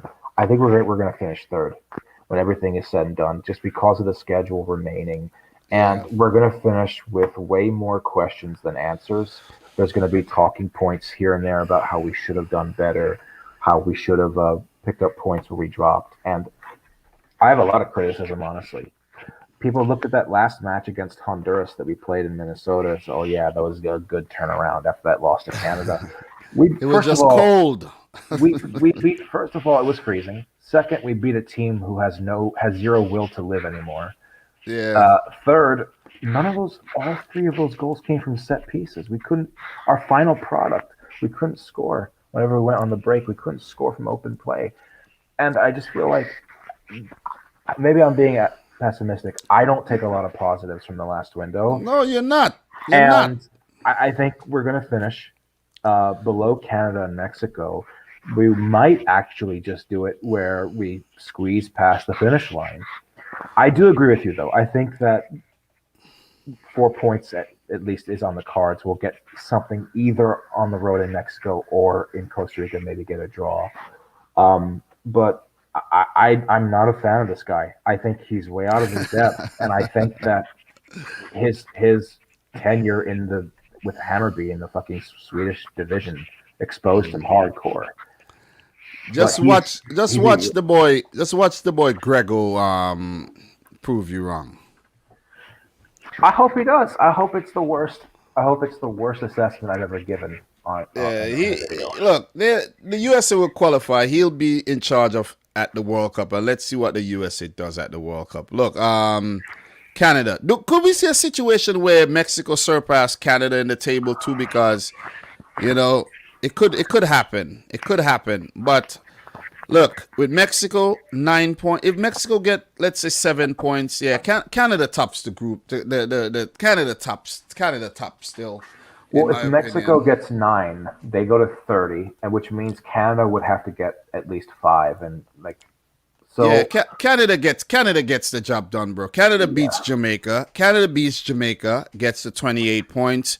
And they're not losing both games against Panama and Costa Rica. They're winning at least one of those games. They're shocking one of those teams. They're making things hard for one of those teams at least, or both of them. You know what I'm saying? So they want to finish undefeated too, I think. Yeah. So it's going to be hard to predict against this Canadian team. John Herdman, the Englishman, was in charge of the female This man never managed the male football team before, in terms of at a professional level, before a Canadian job. It's one of the boldest appointments ever, probably ever in the history of association football, where a coach who managed the female team took over the male team and have done phenomenal. Look, sorry to steal a word there, but if you could tame the woman, come on, like if you could tame women, think about what you could do with men. You see what I'm saying? So John Herdman's the Chad coach.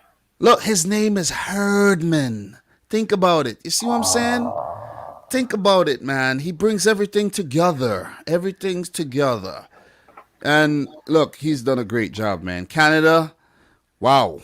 Who would have predicted them to be on top the octagonal right now? They will be back for the first time since 1986. And what you and I think should do is we could do some retroactive World Cup streams where we discuss World Cups and things like that. And we'll write down a few talking points to talk about, and we'll do some things. We'll do some things for the World Cup, So for you guys who are watching, there's a lot in store coming for the World Cup. I know you love your international football fair, and I do too. So we're gonna have some things coming for you. Maybe a few quizzes and things like that coming for you as well. We don't want to spoil you too much, but yeah, it's a little preview in what you could expect. All right, yeah, that sounds great. One thing I want to say about Canada, this is something that I texted you a few days ago. Not only are they the best team in this region, they might be a top 5 team in the world outside of Europe and South America. Yeah, I'm being serious. Yeah. It was a great point. Like you look at that AFCON. You throw Canada into an AFCON. Yeah, I know it's a different environment and all that. I think Canada can compete with any of those teams we saw last month. Yeah. Like they're dangerous, and I wouldn't go so far as to say, oh yeah, Canada would win the AFCON, but like I could see a scenario where they head to the World Cup. Everyone underestimates them because they're Canada. Only the CONCACAF world knows what they're made of, and then they're gonna get a lot of people's respect in Qatar. I think they're gonna get a lot of people's respect. I agree. I agree. Imagine Canada ending up in Group A. With Qatar, Exactly. You see what I'm saying? That's a chance right there. they clap Qatar's cheeks. I'm sorry, but Yeah, I have lost all confidence in Qatar, by the way. Let me just put that out there. And Canada, it's just the roster, man. The roster is just ridiculous. Tajan Buchanan, Steven Estacio, Alfonso Davies, Kyle Larin, Richie Larea, Sam Adu Kudbe, Kamal Miller, Steven Vittoria. You think Jonathan Osorio, Alfonso Davies, Jonathan David, Milan Boyan has been phenomenal in goal. yep. Kripo as a backup in case something happened to him. You think Scott Kennedy. You think Alistair Johnston. Who else am I forgetting? Mark Anthony Kay. The list goes on, man. Doniel Henry. These guys are stacked up, man. These guys are stacked up. Like a nice stacked plate of pancakes. And this Jeez. rise was so meteoric. Like we kind of saw like oh yeah, Canada's on the up, but no one saw it shooting up this. And fast. not to forget Atiba Hutchinson. It would be an honor for him to get to the World Cup as well at his age and just to lead the team and just bow out into the sunset and just retire. It'll be crazy, man. You know what I'm saying? You got to give it to this Canadian team. If I'm forgetting to mention any names, Sam Piet, pardon me, but the team has done remarkably well, man, and they definitely deserve to be at the World Cup. They have performed against all odds, and interestingly, initially I didn't pick them, but after what I saw at the Gold Cup, I was like, yeah, they're making it, no doubt. Which means that we know what we're talking about, man. We have an eye for this thing. When we say, yeah. They'll be okay. They'll be okay. You see what I'm saying? Well, and sometimes we make mistakes. I certainly made a mistake with Canada because even after the Gold Cup, you still didn't predict them, right? Here's what I thought was going to happen. I thought they were going to impress. I thought they would pick up points against us in Mexico, but I thought they would show their inexperience in these road games in Central America, and they would finish either in the playoff position and then lose out in the playoffs in very agonizing fashion. And then something to build on for 2026. That's what I thought was going to happen. I thought that was going to happen because I felt like, okay, Gold Cup is a different animal from World Cup qualifiers. You know what I mean? But I was wrong about that. I was wrong. Back-to-back World Cups for Canada, man. 2022, 2026. These are the fixtures that's coming up in March that we expect to see. Jamaica versus El Salvador. It's pretty much a dead rubber, but El Salvador would want to win that game to keep their chances alive. Jamaica would also want to register a victory at home. Then we have Panama coming up against Honduras. That's a huge game for Panama against the already eliminated Honduras. Mexico against the USA is a huge clash to see who's going to go up to second and who's going to get dragged back down into the playoff scrap. Costa Rica versus Canada is another huge one because now Costa Rica need points badly. 1 point won't be good enough, or it just might be good enough. But with Panama playing Honduras, Costa Rica needs all three, and Canada would have to pull off yet another road win in Central America where they have already done it twice. Yep. So Canada's doing some ridiculous things, man. They won El Salvador, And who else did they beat? Honduras on the road. So They haven't lost any games. Us and the yeah, but Mexicans have lost two. what I'm saying though, it's the wins. It's the wins in Central America. Yeah. That's impressive. You see what I'm saying? And then we have the game coming up. Honduras, a second set of games. Honduras versus Mexico. Mexico should win that game. El Salvador versus Costa Rica could be a tricky game for Costa Rica, where El Salvador know if they get something in the Jamaica game, they would want to get something in this game. You see what I'm saying? Yeah. Because remember, if El Salvador just continue, let's say El Salvador gets 6 points in the first two games. The last game, which will be a tough game, coming up against Mexico, a must-win game. Mexico already qualified, should already qualify. Who knows? They could put out any team and El Salvador could squeeze into a playoff spot. You never know. I don't think that's going to happen, but you never know, man. So, look. Let me ask you two questions. Does Canada finish undefeated? And who do you got taking that playoff spot? Right now, to be honest, it is going to be hard because the thing is, Panama and Costa Rica has like the similar set of fixtures, right? They got similar fixtures. And for Panama, if we scroll back up here, they play Honduras. They should win that game. Costa Rica play Canada. So Panama are like in a better position here with the points tally, and they should beat Honduras. Costa Rica is not guaranteed that they will beat Canada. You see what I'm saying? Of course. So Panama is in a better position. But when we scroll down to the other set of fixtures, Panama has the USA. You see what I'm saying? And then Costa Rica got El Salvador. So then it's swinging. But if the results go in that way, Costa Rica, if they need something against Canada and they need to beat El Salvador, right? Then I think they're close. They're very, very close. I think it will go into the last match day. The last match day where Panama plays Canada and Costa Rica play the USA, and one of these teams need to pick up a win here. A draw might be enough too for Costa Rica if they do end up with a better goal difference than Panama. You see what I'm saying? But right now, look, I think it favors Costa Rica. You see what I'm saying? Seeing that they do have those home games against Canada and the USA. You see what I'm saying? Mm-hmm. So, and then the away game against El Salvador. So both teams do have Canada and the USA, and then they do have a winnable game. You see what I mean? Against both Honduras and El Salvador, respectively. You see what I'm saying? So it is difficult. For Canada, do they go unbeaten? Look, judging from what they've done, they've proven that they could play in Central America.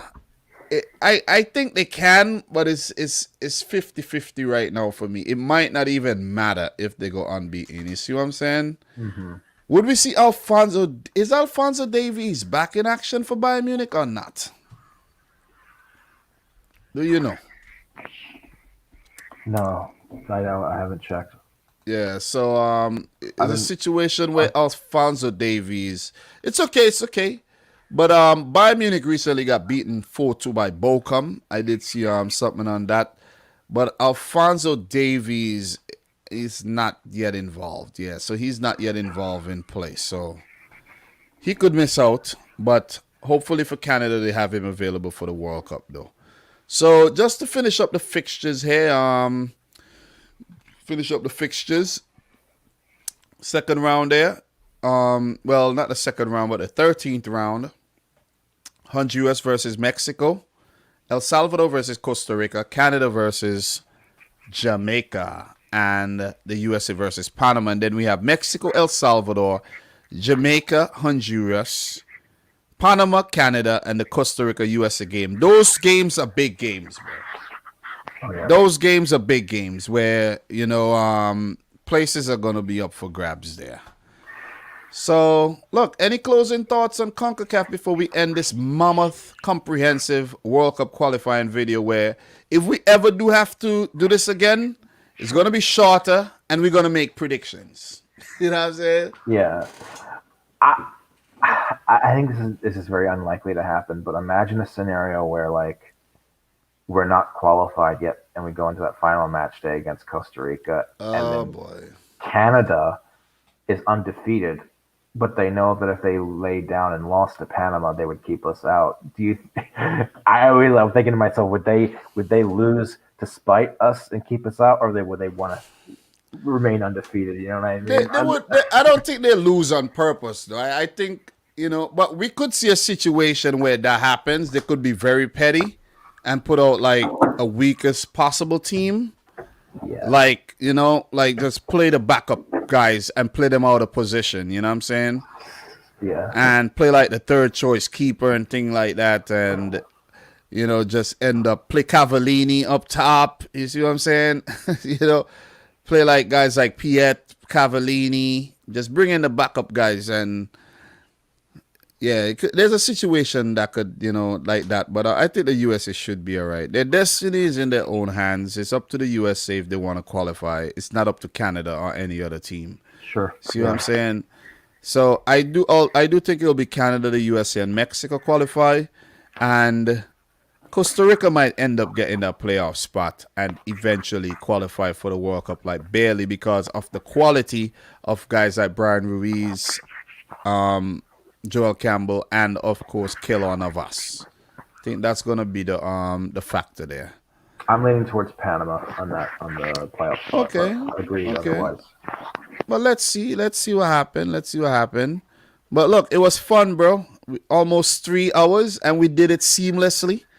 You know what I mean? It's fun, man. We're gurus at this. Yeah, man. Yeah, I don't want to put too much pressure on myself and say I'm a guru, but but our two of us combined, you know what I'm saying? We pretty much, you know what I'm saying, unstoppable here, if I'm being completely honest. May sound a little, I don't know, but still, you gotta keep it real, man. Gotta keep it real. So, Football Pharaoh has been another good one. It has been a great one, actually. I can't wait to sit down and, not sit down, but listen to this while I'm at work or something and just, Yeah. soak it in as well. And I know you guys are enjoying the lengthy video. Thank you very much for tuning in. Football Pharaoh, tell the people where they can find you, bro. Links will be in the description box down below, but, talk to the people. Yeah, you can find me on my YouTube channel by the same name, Football Pharaoh, or you can find me on Twitter, the same name, Football Pharaoh, at Soccer Pharaoh. That's at Soccer bottom score Pharaoh. I comment on there quite often. As always, this is another fun compilation. Thank you for having me on. And we put in the grind, but it's a lot of very good information. Definitely, man. So, guys, I'm your boy, Dominic Rich. This is Dominic Rich FC.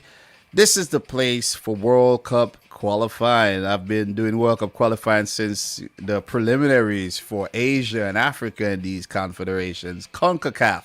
So, I've been putting in the grind. And one thing I hate about this whole content thing, Football Fair, is that we put in the grind, the World Cup comes around, and everybody wants a piece of the pie. You see what I'm saying? Yeah. Everybody want a piece of the pie. But you know who are the real deal. You guys know who's been getting into the nitty gritty and who actually know what's going on here. You see what I mean? It's not for sensationalism or anything like that. It's just because we dedicated and we just nerds when it comes to this thing, man. You know what I'm saying? So from Football Pharaoh and I'd like to say thanks for watching. Subscribe to both channels if you're new. Like the video. Share it with a friend. And until next time, peace out. Peace. Rich Squad. Peace.